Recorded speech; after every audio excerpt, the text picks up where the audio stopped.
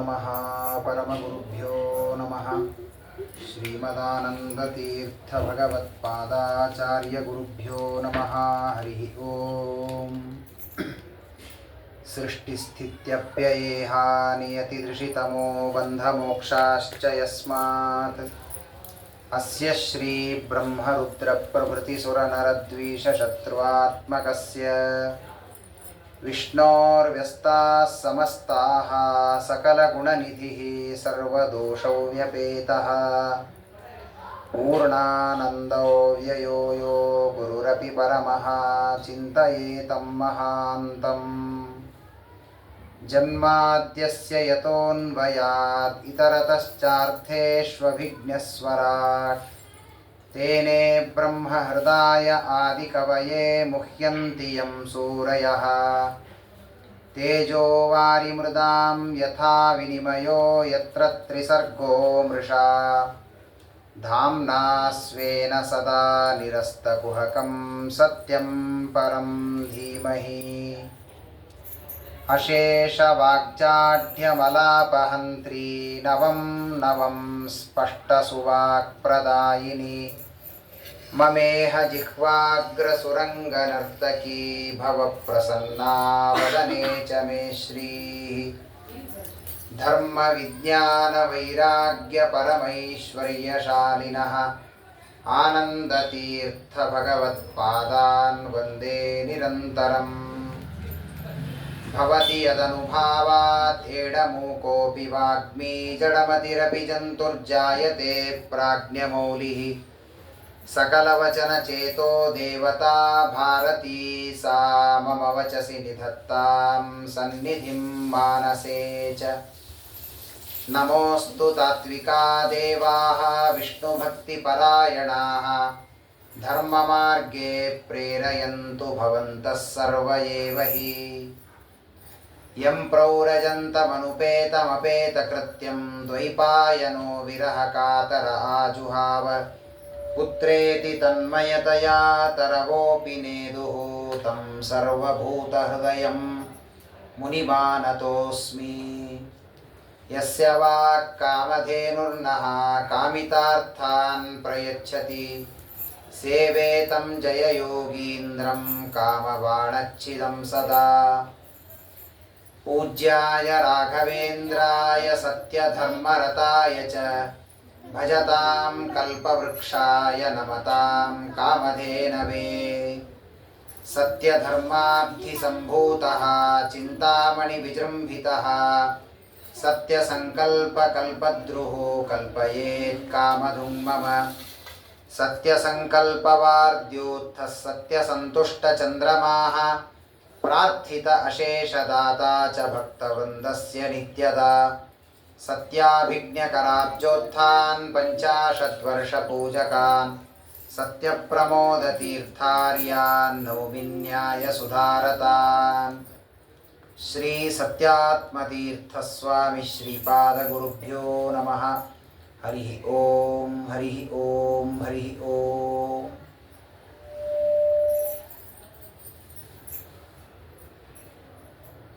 सूत उवाच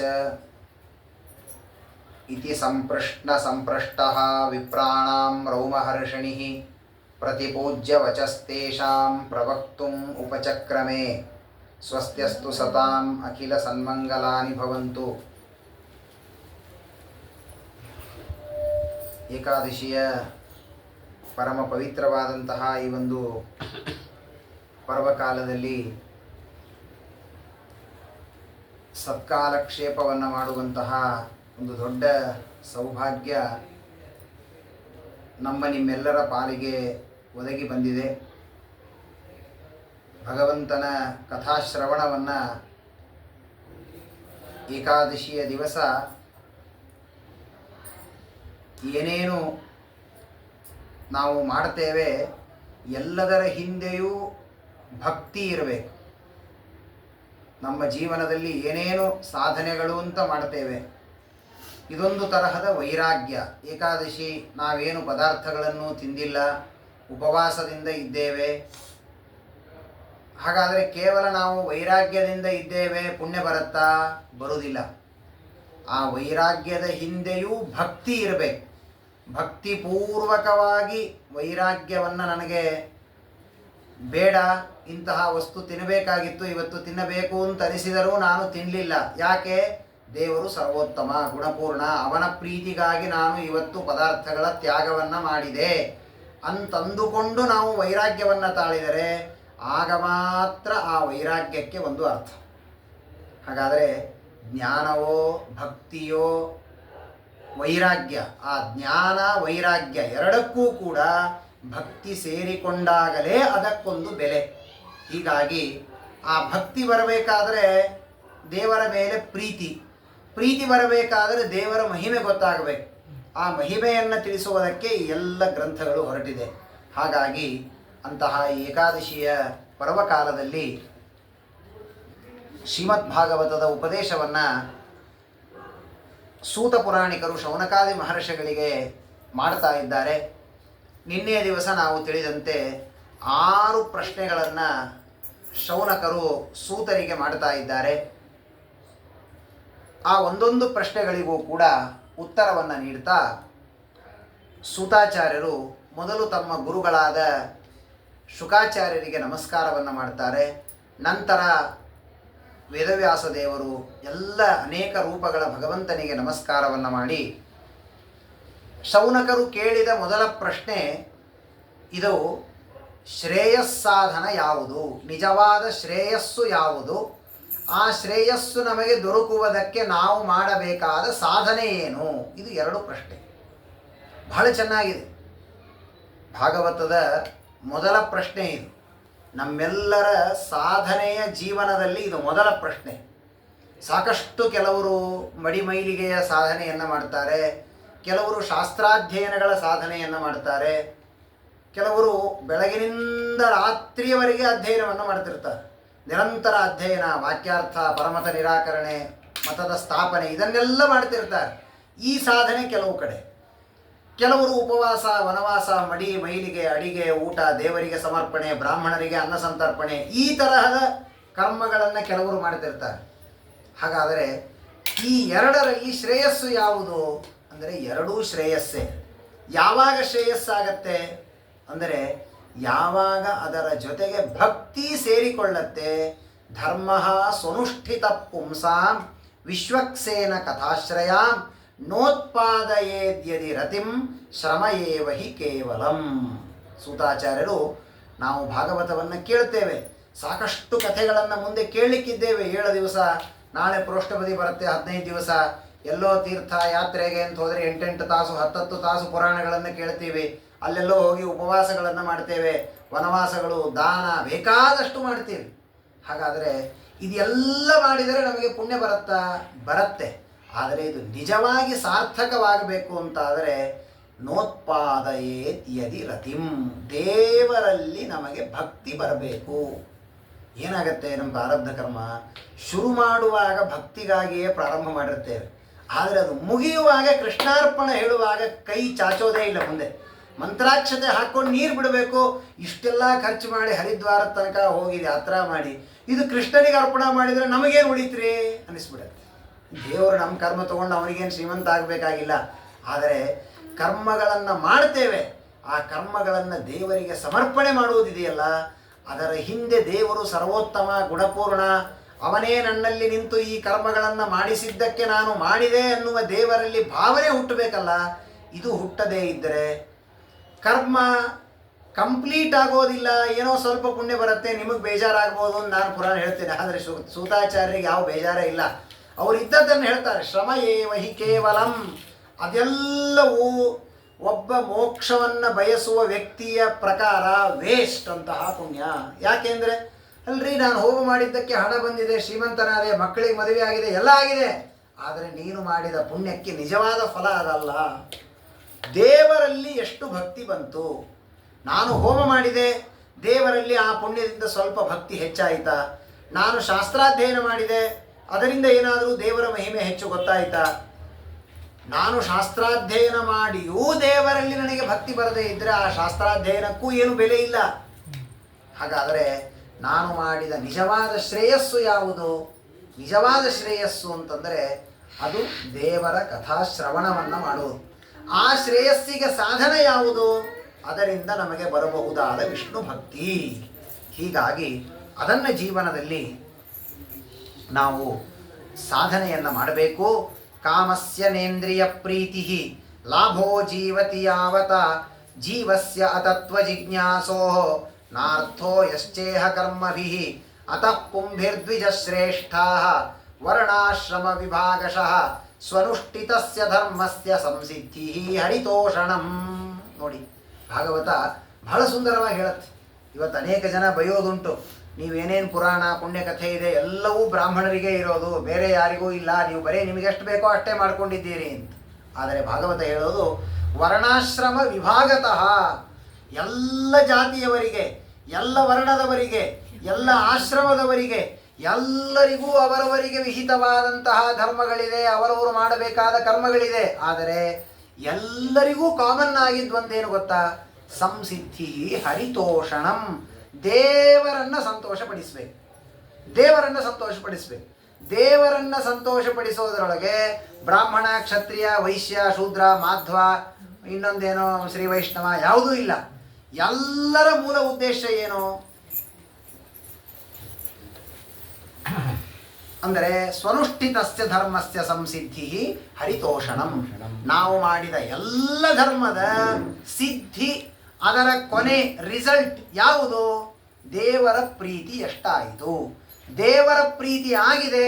ಹಾಗಾದರೆ ಸುಮ್ಮನೆ ಹೇಳ್ತೇನೆ, ಇವತ್ತು ನಾನು ಸಂಧ್ಯಾವಂದನೆ ಬಿಟ್ಟೆ, ನಾನು ಸಂಧ್ಯಾವಂದನೆ ಬಿಟ್ಟಿದ್ದರಿಂದ ನನಗೆ ಪ್ರೀತಿ ಆಯಿತು ಅಂತ ದೇವರಿಗೆ ಯಾವತ್ತಾದರೂ ಬಂದು ಹೇಳಿದರೆ ಬೇಕಾದರೆ ಧೈರ್ಯದಿಂದ ನಾಳಿಂದ ಸಂಧ್ಯಾವಂದನೆ ಬಿಡಬಹುದು. ಸಂಧ್ಯಾವಂದನೆ ಮಾಡೋದರಿಂದ ನಾನಿವತ್ತು ಒಬ್ಬರಿಗೆ 10 ರೂಪಾಯಿ ದಾನ ಮಾಡಿದೆ, 10 ರೂಪಾಯಿ ದಾನ ಮಾಡಿದ್ದರಿಂದ ದೇವರಿಗೆ ಪ್ರೀತಿಯಾಗಿದೆ ಅಂದರೆ ಅದೇ ಧರ್ಮ. ಸಂಧ್ಯಾವಂದನೆ ಬಿಟ್ಟಿದ್ದರಿಂದಲೇ ಯಾರಿಗಾದರೂ ಯಾರೋ ಮತ್ತೆ ಕನಸ್ತ್ಯ ಬಂದಾರ ಅಂತ ಹೇಳಿದ್ರೆ ನಮಗೆ ಗೊತ್ತಾಗೋದಿಲ್ಲ ಅಂತ ಹೇಳೋದಲ್ಲ, ಹಾಗಲ್ಲ. ನಿಜವಾಗಿ ವಿಷ್ಣು ಪ್ರೀತಿ ಯಾವುದರಿಂದ ಆಗತ್ತೆ? ನಾನು ಸಾಕಷ್ಟು ಇವತ್ತು ಭಾಗವತವನ್ನು ಪಾರಾಯಣ ಮಾಡಿದೆ, ಆದರೆ ಅದರಿಂದ ದೇವರಿಗೆ ಪ್ರೀತಿಯಾಗುವ ಸಮರ್ಪಣೆಯನ್ನು ನಾನು ಮಾಡಲಿಲ್ಲ ಅಂದರೆ ಆ ಭಾಗವತ ಪಾರಾಯಣವು ಒಂದೇ, ನಾನು ಬೆಳಗಿನಿಂದ ಹೊಡೆದ ಹಾಳು ಹರಟೆಯು ಒಂದೇ. ಹಾಗಾದರೆ ಸಂಸಿದ್ಧಿ ಹರಿತೋಷಣಂ, ದೇವರ ಪ್ರೀತಿ ಉಂಟಾಗಬೇಕು. ಅದೇ ನಿಜವಾದ ನಮ್ಮ ಶ್ರೇಯಸ್ಸಿಗೆ, ಮುಕ್ತಿಗೆ ಸಾಧನೆ ಎಂಬುದಾಗಿ ಸೂತಾಚಾರ್ಯರು ಬಹಳ ಸುಂದರವಾಗಿ ತಿಳಿಸಿಕೊಡ್ತಾರೆ. ನಿಜ, ಆ ವಿಷ್ಣು ಪ್ರೀತಿ ಉಂಟಾಗಬೇಕು, ಅದಕ್ಕಾಗಿ ಶ್ರವಣ ಮನನ ನಿಧಿಧ್ಯಾಸನಗಳನ್ನು ಮಾಡಬೇಕು. ಅದೆಲ್ಲ ನಿಜ. ಅದೆಲ್ಲ ಸಾಧ್ಯ ಆಗೋದು ಹೇಗೆ? ನಮಗೆ ಪುರಾಣದಲ್ಲಿ ಕೇಳಿ ಕೇಳಿ ಕೇಳಿ ಆ ಶಬ್ದಗಳು ಬಾಯಲ್ಲಿ ಕುತ್ಕೊಂಡ್ಬಿಟ್ಟಿರ್ತದೆ. ಏನು ಶ್ರವಣ ಮರಣ ಕೀರ್ತನ ಮಾಡಬೇಕ್ರಿ, ಜ್ಞಾನ ಭಕ್ತಿ ವೈರಾಗ್ಯ ಕೊಟ್ಟು ಬಿಡ್ಲಿ ದೇವರು. ಎಲ್ಲ ಜ್ಞಾನ ದೇವರ ಬಗ್ಗೆ, ಭಕ್ತಿ ದೇವರ ಬಗ್ಗೆ, ವೈರಾಗ್ಯ ದೇವರ ಬಗ್ಗೆ. ವೈರಾಗ್ಯ ದೇವರ ಬಗ್ಗೆ ಬರಬಾರ್ದ್ರಿ, ಜ್ಞಾನ ಭಕ್ತಿ ದೇವರ ಬಗ್ಗೆ, ವೈರಾಗ್ಯ ಸಂಸಾರದ ಬಗ್ಗೆ ಬರಬೇಕು. ಹೀಗೆ ಇವು ಕೆಲವು ಶಬ್ದಗಳು ಕಾಮನ್ ಆಗಿ ನಮ್ಮ ಜೀವನದಲ್ಲಿ ಬರ್ತಾ ಇರುತ್ತೆ. ಆದರೆ ಜೀವನದಲ್ಲಿ ಅಳವಡಿಸಿಕೊಳ್ಳೋದಿದೆಯಲ್ಲ, ಇದು ಬಹಳ ಕಷ್ಟ. ಹಾಗಾದರೆ ಇದೆಲ್ಲ ಜೀವನದಲ್ಲಿ ಬರಬೇಕಾದ್ರೆ ಏನು ಮಾಡಬೇಕು? ಏನು ಮಾಡಬೇಕು? ಅದಕ್ಕಾಗಿ ಹೇಳ್ತಾರೆ, ಸಜ್ಜನರ ಸಹವಾಸವನ್ನು ಮಾಡಿ, ಸಜ್ಜನರ ಸಮಾಗಮವನ್ನು ಮಾಡಿ. ನಿನ್ನೆ ನಾನು ಹೇಳಿದ್ನಲ್ಲ, ಭಾಗವತ ಪ್ರವಚನದ ಮೂಲ ಉದ್ದೇಶ ಏನು ಅಂದರೆ, ಪದ್ಮಪುರಾಣ ಹೇಳೋದು ಸತ್ಸಂಗೋತ್ರ ಭವಿತ, ಸಜ್ಜನರ ಸಮಾಗಮವೇ ಭಾಗವತಕ್ಕೆ ಮುಖ್ಯವಾದ ಉದ್ದೇಶ. ಹಾಗಾಗಿ ನೀವು ಎಷ್ಟು ದುಡ್ಡು ಕೊಟ್ಟರೆ ಇಷ್ಟು ಜನ ನಿಮ್ಮ ಮನೆಗೆ ಬರ್ತಾರೆ ಹೇಳಿದ್ರೆ ಯಾರೂ ಬರೋದಿಲ್ಲ. ಹಾಗಾದರೆ ನೀವು ಸುಮ್ಮನೆ ಒಂದು ಫೋನ್ ಮಾಡಿ ಹೇಳಿದರೆ, ನೀವು ಮದುವೆ ಪತ್ರಿಕಾ ಕರೆಯೋಮನಂತೂ ಎಷ್ಟು ಕಷ್ಟದ ರೀ. ನೀವು ಕರೀದೇನೇ ಇದ್ದರೆ ಬೈಯೋದೊಂದು ಬೇರೆ, ಪತ್ರಿಕಾ ಕಳಿಸಿದರೆ ಅದು ನಮ್ಮ ಕಡೆ ಅಂತ ಏನೋ ಸುಳ್ಳು ಔತಣ ಅಂತ. ಇವ್ರು ಬರೀ ಪತ್ರಿಕಾ ಕಳಿಸಿದ್ರಿ, ಫೋನ್ ಮಾಡಿ ಹೇಳಿಲ್ಲ ಅಂತ. ಫೋನ್ ಮಾಡಿ ಹೇಳಿದ ಮೇಲೂ ಅವ್ರ ಮನೆ ತನಕ ಹೋಗಿ ಹೇಳಿದ್ರು, ನಮ್ಮ ಮನೆಗೆ ನೋಡಿ ಬಂದೇ ಹೇಳಿಲ್ಲ ಅಂತ. ಇಷ್ಟೆಲ್ಲ ಇರ್ತಾವೆ. ಆದರೆ ಭಾಗವತ ಅಂದರೆ ಗೊತ್ತಾದರೆ ಸಾಕು ಬರ್ತಾರೆ. ಯಾಕೆ ಬರ್ತಾರೆ? ಹಾಗಾದರೆ ಇಲ್ಲಿ 10 ಸಜ್ಜನರ ಸಮಾಗಮವಾಗುತ್ತೆ. ಹೀಗಾಗಿ ಭಾಗವತ ಹೇಳುತ್ತೆ, ಆ ಭಕ್ತಿ ನಮ್ಮಲ್ಲಿ ಬರಬೇಕಾದರೆ ಸ್ಯಾನ್ ಮಹತ್ ಸೇವಯ ವಿಪ್ರಾಹ, ಸಜ್ಜನರ ಸಮಾಗಮ ಆಗಬೇಕು. ಸಜ್ಜನರ ಸೇವೆಯನ್ನು ನಾವು ನಿರಂತರವಾಗಿ ಮಾಡಬೇಕು. ಆ ಪುಣ್ಯವೂ ನಮಗೆ ಲಭಿಸಬೇಕು. ಅದು ಸಿಗೋದಿಲ್ಲ ರೀ ಸುಮ್ಮನೆ. ಎಷ್ಟೋ ಬಾರಿ ಪಕ್ಕದಲ್ಲೇ ಸಜ್ಜನರಿದ್ದರು, ದೊಡ್ಡವರಿದ್ದರು, ಸ್ವಾಮಿಗಳು ಬಂದಿದ್ದರು, ವಿದ್ವಾಂಸರು ಪ್ರವಚನ ಹೇಳ್ತಾ ಇದ್ರು, ಹೋಗ್ಲಿಕ್ಕಾಗೋದಿಲ್ಲ ಏನೇನೋ ಕಾರಣದಿಂದ. ಯಾಕೆ ನೋಡಿ, ನಾವು ಏನು ಅಂದ್ಕೊಂಡಿದ್ದೇವೆ, ಈಗ ನಮ್ಮ ಮನೆಯಲ್ಲಿ ಒಂದು ಪುರಾಣ ನಡೀತಾ ಇದೆ, ನಮ್ಮ ಮನೆಯಲ್ಲಿ ಪಕ್ಕದಲ್ಲಿ ನಡೆಯುವ ಪುರಾಣಕ್ಕೆ ಹೋಗೋದು ದೊಡ್ಡದೋ, ಇದೇ ಸಮಯದಲ್ಲಿ ಶ್ರೀರಂಗಪಟ್ಟಣದ ಸ್ನಾನಕ್ಕೆ ಹೋಗೋದು ದೊಡ್ಡದು ಅನ್ನೋದು ಪ್ರಶ್ನೆ. ಆದರೆ ಭಾಗವತದ ಪ್ರಕಾರ ಪುರಾಣಕ್ಕೆ ಹೋಗಿ ಸಜ್ಜನರ ಸಮಾಗಮವನ್ನು ಮಾಡುವುದೇ ದೊಡ್ಡದು. ಸಜ್ಜನರ ಸಮಾಗಮ ಮಾಡುವುದೇ ದೊಡ್ಡದು. ಯಾಕೆ ಅಂದರೆ ಈ ಸಜ್ಜನರ ಸಮಾಗಮ ಸಿಗಲಿಕ್ಕೆ ಬೇಕಾದ ಸಾಧನೆ ಆ ನದಿ ಸ್ಥಾನದಲ್ಲಿದೆ. ಅದೇ ಫಲವೇ ಸಿಕ್ಕಾಗ ಮತ್ತೆ ಸಾಧನೆಗೆ ಯಾಕೆ ಹೋಗ್ತೀರಿ? ನಾವು ಒಂದು ಬಾರಿ ಉತ್ತರ ಭಾರತ ಯಾತ್ರೆಗೆ ಹೋಗಿದ್ವಿ. ಯಾತ್ರೆಗೆ ಹೋದಾಗ ಮಹಾಸ್ವಾಮಿಗಳವರ ಜೊತೆಗೆ ಹೋದಾಗ ಅಲ್ಲಿ ಮೈಹರ ಅಂತ ಒಂದು ಕ್ಷೇತ್ರ ಇದೆ. ಅದು ಯಾರಿಗೂ ಗೊತ್ತೇ ಇಲ್ಲ, ಸಣ್ಣ ಊರು ಮೈಹರ ಅಂತ. ಅಲ್ಲಿ ತಮಸ ಅಂತ ಒಂದು ನದಿ ಹರಿಯುತ್ತದೆ. ವಾಲ್ಮೀಕಿ ಋಷಿಗಳು ರಾಮಾಯಣವನ್ನು ರಚನೆ ಮಾಡಿದ ಸ್ಥಳ ಅದು. ತಮಸಾ ನದಿ ಇರುವಂತಹ ಮೈಹರ್ ಅಂತ. ಅಲ್ಲಿ ಹೋಗುವ ವಿಚಾರ ನಮಗಿರಲಿಲ್ಲ. ಪ್ರಯಾಗದಿಂದ ನಾವು ಹೊರಟದ್ದು ನಾಗಪುರಕ್ಕೆ ಹೋಗಬೇಕಾಗಿತ್ತು. ಮಧ್ಯ ತುಂಬ ದೊಡ್ಡ ಅದು ಲಾಂಗ್ ಜರ್ನಿ, ಅಲ್ಲಿ ಹೋಗಬೇಕಾಗಿತ್ತು. ಮಧ್ಯದಲ್ಲಿ ರಾತ್ರಿ ಎಲ್ಲಾದರೂ ಒಂದು ಕಡೆ ಇಳಿದು ಮಾರನೇ ದಿವಸ ನಮ್ಮದು ಅಮಾವಾಸ್ಯೆ ಉಪವಾಸ ಇತ್ತು, ವಿಷ್ಣು ಪಂಚಕ ಉಪವಾಸ ಇತ್ತು. ಆವಾಗ ರಾತ್ರಿ ಎಲ್ಲಾದರೂ ಊಟ ಮಾಡಬೇಕು ಅಂತ ಯಾರನ್ನೋ ಕೇಳಿದಾಗ ಹೇಳಿದ್ರು, ಮೈಹರದಲ್ಲಿ ಒಂದು ಜಾಗ ಇದೆ, ಒಂದು ಆಶ್ರಮ ಇದೆ, ಅಲ್ಲಿ ಹೋಗಿ ನಿಮಗೆಲ್ಲ ಅನುಕೂಲ ಮಾಡಿಕೊಡ್ತಾರೆ, ನೀವು ಅಡುಗೆ ಮಾಡ್ಕೊಂಡು ಊಟ ಮಾಡಿ ರಾತ್ರಿ ಅಲ್ಲಿಂದ ಹೊರಡಬಹುದು ಅಂತ. ಸರಿ ಅಂತ ನಾವು ಹೊರಟು ಮಾರನೇ ದಿವಸ ಬೆಳಗ್ಗೆ ಮತ್ತೆ ಊಟ ಮಾಡಿ ಹೊರಟು ಯಾವುದೋ ಒಂದು ನದಿಗೆ ಹೋಗಬೇಕಾಗಿತ್ತು. ಅವತ್ತು ಬೆಳಗಿನ ಜಾವ ಸ್ನಾನ, ಕಾರ್ತೀಕ ಮಾಸದ ಭಾವಭೃತ ಸ್ನಾನ, ಅವತ್ತು ಕೊನೆ ಹುಣ್ಣಿಮೆ ಸ್ನಾನ. ನಮ್ಮದು ಹಿಂದಿನ ದಿವಸ ಅಲ್ಲಿ ಹೋದ್ವಿ ಸ್ನಾನಕ್ಕೆ ಅಂತ ರಾತ್ರಿ ಊಟಕ್ಕೆ ಅಂತ ಮೈಹರದ ಆಶ್ರಮಕ್ಕೆ ಹೋಗಿ ನಾವು ಇಳಿದ್ರೆ ಅಲ್ಲಿ ಒಂದು 20, 30, 50 ಜನ ವಿದ್ಯಾರ್ಥಿಗಳು ಬಂದು ನಮ್ಮ ಸಾಮಾನು ಇಳಿಸ್ಕೊಳ್ಳಿಕ್ಕೆ ಬಂದರು. ಎಲ್ಲರೂ ಕೂಡ ಯಾರಿಗೂ ಗೊತ್ತಿಲ್ಲ. ಅಲ್ಲಿ ಒಳಗೆ ಇಳಿದ ಮೇಲೆ ಅಲ್ಲಿ ಹೋಗಿ ನೋಡಿದರೆ ಅದು ಮಾಧ್ವರ ಒಂದು ವಿದ್ಯಾಪೀಠ. ಅದು ಬಹಳ ವಿಚಿತ್ರ, ಯಾರಿಗೂ ಗೊತ್ತಿಲ್ಲ. ಅಲ್ಲೆಲ್ಲ ಉತ್ತರ ಕರ್ನಾಟಕದಲ್ಲಿ ಸಾಕಷ್ಟು ಆಶ್ರಮ ಇರುತ್ತೆ, ಹಾಗೆ ಇದೊಂದು ಆಶ್ರಮ ಅಂತ ನಾವು ಇಳ್ಕೊಳ್ಳಿಕ್ಕೆ ಹೋದರೆ ಅಲ್ಲೆಲ್ಲ ವಿದ್ಯಾರ್ಥಿಗಳು ನಮ್ಮ ಬ್ಯಾಗ್ ಇಳಿಸ್ಕೊಳ್ಳೋದಕ್ಕೆ ನಮಗೆಲ್ಲ ವ್ಯವಸ್ಥೆ ಮಾಡ್ಲಿಕ್ಕೆ ಬಂದಿದ್ದಾರೆ. ಅವರ ಮುಖದಲ್ಲೆಲ್ಲ ಹಣೆಯ ಮೇಲೆ ಅಂಗಾರಕ್ಷತೆ ಇದೆ. ಒಳಗೆ ಹೋಗಿ ನೋಡಿದರೆ ಮಧ್ವಾಚಾರ್ಯ ಒಂದು ದೊಡ್ಡ ಫೋಟೋ ಇದೆ ಅಲ್ಲಿ. ಬಹಳ ವಿಚಿತ್ರ, ಯಾರಿಗೂ ಗೊತ್ತಿಲ್ಲ. ಅಲ್ಲಿ ಹೋಗಿ ನೋಡಿದರೆ ಅವ್ರು ಹೇಳ್ತಾರೆ, ನಾವೆಲ್ಲ ಮಾಧ್ವರು, ನಮಗಾಗಿ ಇಲ್ಲೊಂದು ಗುರುಕುಲ ಇದೆ, ನಾವು ಮಧ್ವಾಚಾರ್ಯರ ಪರಂಪರೆಯವರು ಅನ್ನೋದೊಂದು ಬಿಟ್ಟರೆ ನಮಗೆ ಬೇರೆ ಏನೂ ಗೊತ್ತಿಲ್ಲ, ನಮಗಷ್ಟೇ ಗೊತ್ತಿದೆ ಅಂತ. ಅಲ್ಲಿ ಹೋಗಿ ನೋಡಿದರೆ ಅದು ಉತ್ತರಾದಿ ಮಠದ ಸತ್ಯಪೂರ್ಣ ತೀರ್ಥ ಶ್ರೀಪಾದಂಗಳವರು ಸ್ಥಾಪನೆ ಮಾಡಿದ ಒಂದು ಮಾಧ್ವ ಪರಂಪರೆ, ನಾವೆಲ್ಲ ಅವರು ಶಿಷ್ಯರು ಅಂತ ಒಂದು ಬೋರ್ಡ್ ಹಾಕಿದ್ದಾರೆ. ಅಲ್ಲಿ ಹೋದ್ವಿ, ರಾತ್ರಿ ಊಟ ಮಾಡಿ ತೆರಳಿ ಹೋಗಬೇಕು ಅಂತ ಅಂದುಕೊಂಡಿದ್ದು ಬಹಳ ಶ್ರಮ ಆಗಿದೆ ಅಂತ ಸ್ವಾಮಿಗಳು ಅವತ್ತು ಅಲ್ಲೇ ವಿಶ್ರಾಂತಿ ತಗೊಳ್ಳೋಣ ಅಂತ ಮಲ್ಕೊಂಡ್ಬಿಟ್ವಿ. ಬೆಳಗ್ಗೆ ತಮಸಾ ನದಿಗೆ ಹೋದ್ವಿ, ಸ್ನಾನ ಮಾಡಿದ್ವಿ. ಅಲ್ಲೇ ಕಾರ್ತೀಕ ಸ್ನಾನ ಸಮಾಪ್ತಿ ಆಯಿತು. ಮುಗಿಸಿಕೊಂಡು ನಾವೆಲ್ಲ ಕಾರ್ನಲ್ಲಿ ಸ್ವಾಮಿಗಳ ಜೊತೆಗೆ ಬರುವಾಗ ಅದು ಕಾರ್ ಫುಲ್ ಆಗಿತ್ತು ಅಂತ ಎಲ್ಲರೂ ಹೊರಟು ಬಿಟ್ಟಿದ್ರು. ಸ್ವಾಮಿಗಳ ಸೀಟ್ ಹತ್ತಿರ ಕಾರ್ ಕೆಳಗಡೆ ನಾನು ಕುಳಿತುಕೊಂಡೆ. ಇಲ್ಲಿ ಬಾ ಕೂತ್ಕೊಂಡ್ರು, ಕುಳಿತುಕೊಂಡ್ವಿ. ಅದು ನಮ್ಮ ದೊಡ್ಡ ಸ್ವಾಮಿಗಳ ಕಾಲದ ಪರಂಪರೆ ಅದು. ಅವ್ರು ಹೋಗುವಾಗ ಸೀಟ್ ಬಾಜುಕ್ಕೆ ಕೂಡುವ ಪದ್ಧತಿ ಇಲ್ಲ, ಕೆಳಗಡೆ ಕೂಡಿಸಿಕೊಂಡು ಹೋಗೋ ಪದ್ಧತಿ. ಕೂಡಿಸಿಕೊಂಡ್ರು. ನಾವು ಆ ಆಶ್ರಮಕ್ಕೆ ತಿರುಗಿ ಬರ್ತಾ ಇರುವಾಗ ಸ್ವಾಮಿಗಳು ನನಗೆ ಕೇಳಿದ್ರು, ನೀನು ಭಾಳ ಬೇಜಾರಾಗಿರ್ಬೇಕಲ್ಲ ನಿಮ್ಮೆಲ್ಲ ವಿದ್ಯಾರ್ಥಿಗಳಿಗೆ. ಯಾಕೆ ಅಂದರೆ ನೀವೊಂದು ಕೊನೆಯ ಪಾಪ ನಾಳೆ ಒಂದು ಮಹಾನದಿ ಸ್ನಾನ ಆಗಬೇಕು, ಇವತ್ತಾಗಿತ್ತು ನಿಮಗೆ, ನಾನು ಕ್ಯಾನ್ಸಲ್ ಮಾಡಿ ಇಲ್ಲೇ ಇಟ್ಕೊಂಡ್ಬಿಟ್ಟೆ ನಿಮ್ಮನ್ನೆಲ್ಲ ಮೈಹರದಲ್ಲಿ, ನಿಮಗೆಲ್ಲ ನದಿ ಸ್ನಾನವೇ ಆಗಲಿಲ್ಲ ಅಂತಂದು. ಸ್ವಾಮಿಗಳು ನಾ ಅಂದೆ, ಅದೆಲ್ಲ ಇಲ್ಲ ಸ್ವಾಮಿ, ಸ್ವಾಮಿಗಳೆಲ್ಲಿ ಕರ್ಕೊಂಡು ಹೋಗ್ತಾರೆ ಯಾತ್ರೆ, ನಮಗೇನದಿಲ್ಲ ಅಂತ. ಆಗ ಸ್ವಾಮಿಗಳು ಹೇಳಿದರು, ಅಲ್ಲಿ ಹೋಗಿ ನದಿ ಸ್ನಾನ ಮಾಡೋದಕ್ಕಿಂತ ಇಷ್ಟು ಜನ ಮಾಧ್ವರಿಗೆ ಇವತ್ತು ಅನ್ನದಾನ ಮಾಡೋದು ದೊಡ್ಡ ನದಿ ಸ್ನಾನ ಅಂತ ನಾನು ಇಲ್ಲಿ ಉಳಿದೆ ಅಂತ. ಅವತ್ತಿನ ಸಂಚಾರವನ್ನು ಸ್ವಾಮಿಗಳು ರದ್ದು ಮಾಡಿ ಅಲ್ಲಿಯೇ ಇದ್ದು ಸ್ವಾಮಿಗಳಿಗೆ ಉಪವಾಸ, ಅವತ್ತು ರಾಮದೇವರ ಪೂಜೆ ಮಾಡಿ ಆ 50 ಜನ ವಿದ್ಯಾರ್ಥಿಗಳನ್ನು ಕೂಡಿಸಿ ನಮ್ಮ ಅಡಿಗೆಯವರ ಕಡೆಯಿಂದ ಅಡಿಗೆ ಮಾಡಿಸಿ ಅವರಿಗೆಲ್ಲ ಪಾಯಸ ಎಲ್ಲವನ್ನ ಸ್ವಾಮಿಗಳು ಬಡಿಸಿ ಈ ದೊಡ್ಡ ಸಜ್ಜನರ ಸಮಾಗಮ ಸಿಕ್ಕಿತು. ಇದಕ್ಕಿಂತ ನದಿ ಸ್ನಾನ ಏನು ದೊಡ್ಡದಲ್ಲ, ಅದಕ್ಕೆ ನಾನು ಇಲ್ಲೇ ಇದ್ದೆ ಅಂತ ಸ್ವಾಮಿಗಳು ಹೇಳಿದರು. ಸ್ಯಾನ್ ಮಹತ್ ಸೇವಯ ವಿಪ್ರಾಹ ಪುಣ್ಯತೀರ್ಥ ನಿಷೇವಣ ಅಂತ. ಸಜ್ಜನರ ಸಮಾಗಮ, ಆ ಎಲ್ಲ ಪುಣ್ಯವನ್ನ ನಾವು ಕೇಳ್ತೀವಲ್ಲ, ಸ್ವಂತಸ್ಥೇನ ಗದಾವೃತ ಅಂತ. ಹಾಗೆ ಆ ಬ್ರಾಹ್ಮಣರೇ ಆ ಎಲ್ಲ ತೀರ್ಥಗಳನ್ನು ತೀರ್ಥೀಕುರುವಂತಿ ತೀರ್ಥಾನಿ ಪವಿತ್ರ ಮಾಡ್ತಾರೆ ಅಂತಂದರೆ ಅಷ್ಟು ಸಜ್ಜನರ ಸೇವೆಗೆ ಮಹತ್ವ ಇದೆ. ಅದನ್ನು ತಿಳಿದುಕೊಳ್ಳಿ. ಶೌನಕರು ಮಾಡಿದ ಪ್ರಶ್ನೆ ಏನು? ಶ್ರೇಯಸ್ಸು ಯಾವುದರಿಂದ ಸಿಗತ್ತೆ, ಮೋಕ್ಷ ಯಾವುದರಿಂದ ಸಿಗತ್ತೆ? ಅದರ ಪ್ರಾರಂಭ ಮಾಡಿದ್ದು ಎಲ್ಲಿಂದ ಅಂದರೆ ಪುಣ್ಯತೀರ್ಥದಿಂದ ಪ್ರಾರಂಭ ಮಾಡಿ ಸಜ್ಜನರ ಸಮಾಗಮ. ಹಾಗಾದರೆ ಇವತ್ತು ಮಾಡಿದ ನನ್ನ ಒಬ್ಬ ಬ್ರಾಹ್ಮಣನ ಸಮಾಗಮ ಇದು ನನ್ನನ್ನು ಎಲ್ಲಿಯವರೆಗೆ ಕರೆದುಕೊಂಡು ಹೋಗುತ್ತೆ ಅಂದರೆ ಮೋಕ್ಷದವರೆಗೆ ಕರೆದುಕೊಂಡು ಹೋಗುತ್ತೆ. ನೋಡಿ, ನಮಗೆ ಎಷ್ಟು ಶಾಸ್ತ್ರ ಅರ್ಥ ಆಗತ್ತೋ ಬಿಡತ್ತೋ, ಓದಿದವರು ಅಧ್ಯಯನ ಮಾಡಿದವರು ಬಹಳ ದೊಡ್ಡವರಿದ್ದಾರೆ. ಅಂಥವರ ಸೇವೆಯನ್ನಾದರೂ ನಾವು ಮಾಡಿದರೆ, ಒಂದು ಯಾವುದೋ ಸುಭಾಷಿತ ಇದೆ, ಒಬ್ಬ ವ್ಯಕ್ತಿಯನ್ನು ದೇವರು ಪ್ರತ್ಯಕ್ಷ ಆದಂತೆ, ಪ್ರತ್ಯಕ್ಷ ಆಗಿ ಅವನು ಕೇಳಿದಂತೆ ದೇವರಿಗೆ, ಸ್ವಾಮಿ ನಾನು ದೊಡ್ಡ ವಿದ್ವಾಂಸ ಆಗಬೇಕು ಅಂತ ನನಗೆ ಆಸೆ ಇದೆ, ಅಷ್ಟಂತೂ ನನಗೆ ಯೋಗ್ಯತೆ ಇಲ್ಲ. ಸರಿ ಹೋಗ್ಲಿ, ಏನಾಗಬೇಕು? ಅವರು ಶಿಷ್ಯ ಆಗಬೇಕಾ? ಬ್ರಾಹ್ಮಣರ ಶಿಷ್ಯನಾಗಿ ಶಾಸ್ತ್ರ ಓದಲಿಕ್ಕೂ ನನಗೆ ಯೋಗ್ಯತೆ ಇಲ್ಲ. ಹಾಗಾದರೆ ಏನು ಬೇಕು ಅಂದರೆ, ಬ್ರಾಹ್ಮಣರು ಕುಳಿತುಕೊಂಡು ಯಾವ ಜಾಗದಾಗ ಕಾಲು ಬಿಡ್ತಾರಲ್ಲ ಅಲ್ಲಿ ಕಲ್ಲು ಹುಟ್ಟಿಸಿ ಸಾಕು ನಮ್ಮನ್ನು. ತತ್ಪಾದ ನಿಕ್ಷೇಪ ಶಿಲಾಪಿವಾಸ್ಯಾತಂತ. ಆ ಬ್ರಾಹ್ಮಣರು ಪಾದ ಬಿಡುವ ಜಾಗದಲ್ಲಿ ಕಲ್ಲಾಗಿ ಹುಟ್ಟಿದರೂ ಸಾಕು, ನಮ್ಮ ಉದ್ಧಾರ ಆಗತ್ತೆ ಅಂತ ಆ ತಪಸ್ವಿ ದೇವರನ್ನು ಕೇಳ್ತಾನೆ ಅಂತ ಹೇಳ್ತಾರೆ. ಆ ರೀತಿ ಸಜ್ಜನರ ಸಮಾಗಮ ನಮ್ಮನ್ನು ನಿಧಾನವಾಗಿ ಶಾಸ್ತ್ರಾಧ್ಯಯನದ ಕಡೆ ನಮ್ಮ ಮನಸ್ಸು ಹೋಗುವಂತೆ ಮಾಡುತ್ತೆ. ಯಾವಾಗ ನಾವು ಶಾಸ್ತ್ರಗಳ ಅಧ್ಯಯನವನ್ನು ಮಾಡಲಿಕ್ಕೆ ಪ್ರಾರಂಭ ಮಾಡ್ತೇವೆ ಆಗ ಏನಾಗತ್ತೆ ಗೊತ್ತಾ? ಒಂದು ತಾಜಾ ಉದಾಹರಣೆ ಕೊಡಬೇಕು ಅಂದರೆ, ಹೀಗೆಲ್ಲ ಫೇಸ್ಬುಕ್ನಾಗ ವಾಟ್ಸಪ್ನಾಗ ಹುಚ್ಚುಚ್ಚು ಬರೆಯೋದಾರ್ದು ನೋಡ್ರಿ, ಅದೆಲ್ಲ ಹೋಗ್ತಾವೆ. ಅದೆಲ್ಲ ಯಾಕೆ ಬರುತ್ತೆ ಅಂದರೆ, ಶಾಸ್ತ್ರಗಳ ಅಧ್ಯಯನ ಇಲ್ಲದೇ ಇದ್ದಿದ್ದಕ್ಕೆ ಹೀಗೆಲ್ಲ ಬರುತ್ತೆ.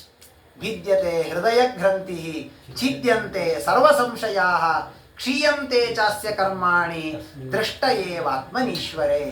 ಯಾವಾಗ ಮನುಷ್ಯನಿಗೆ ಶಾಸ್ತ್ರಾಧ್ಯಯನದಲ್ಲಿ ಅಭಿರುಚಿ ಉಂಟಾಗತ್ತೆ ಆಗ ಅವನಿಗೆ ಬಂದ ಎಲ್ಲ ಪ್ರಶ್ನೆಗಳಿಗೆ ಅಲ್ಲೇ ಉತ್ತರ ಇರುತ್ತೆ.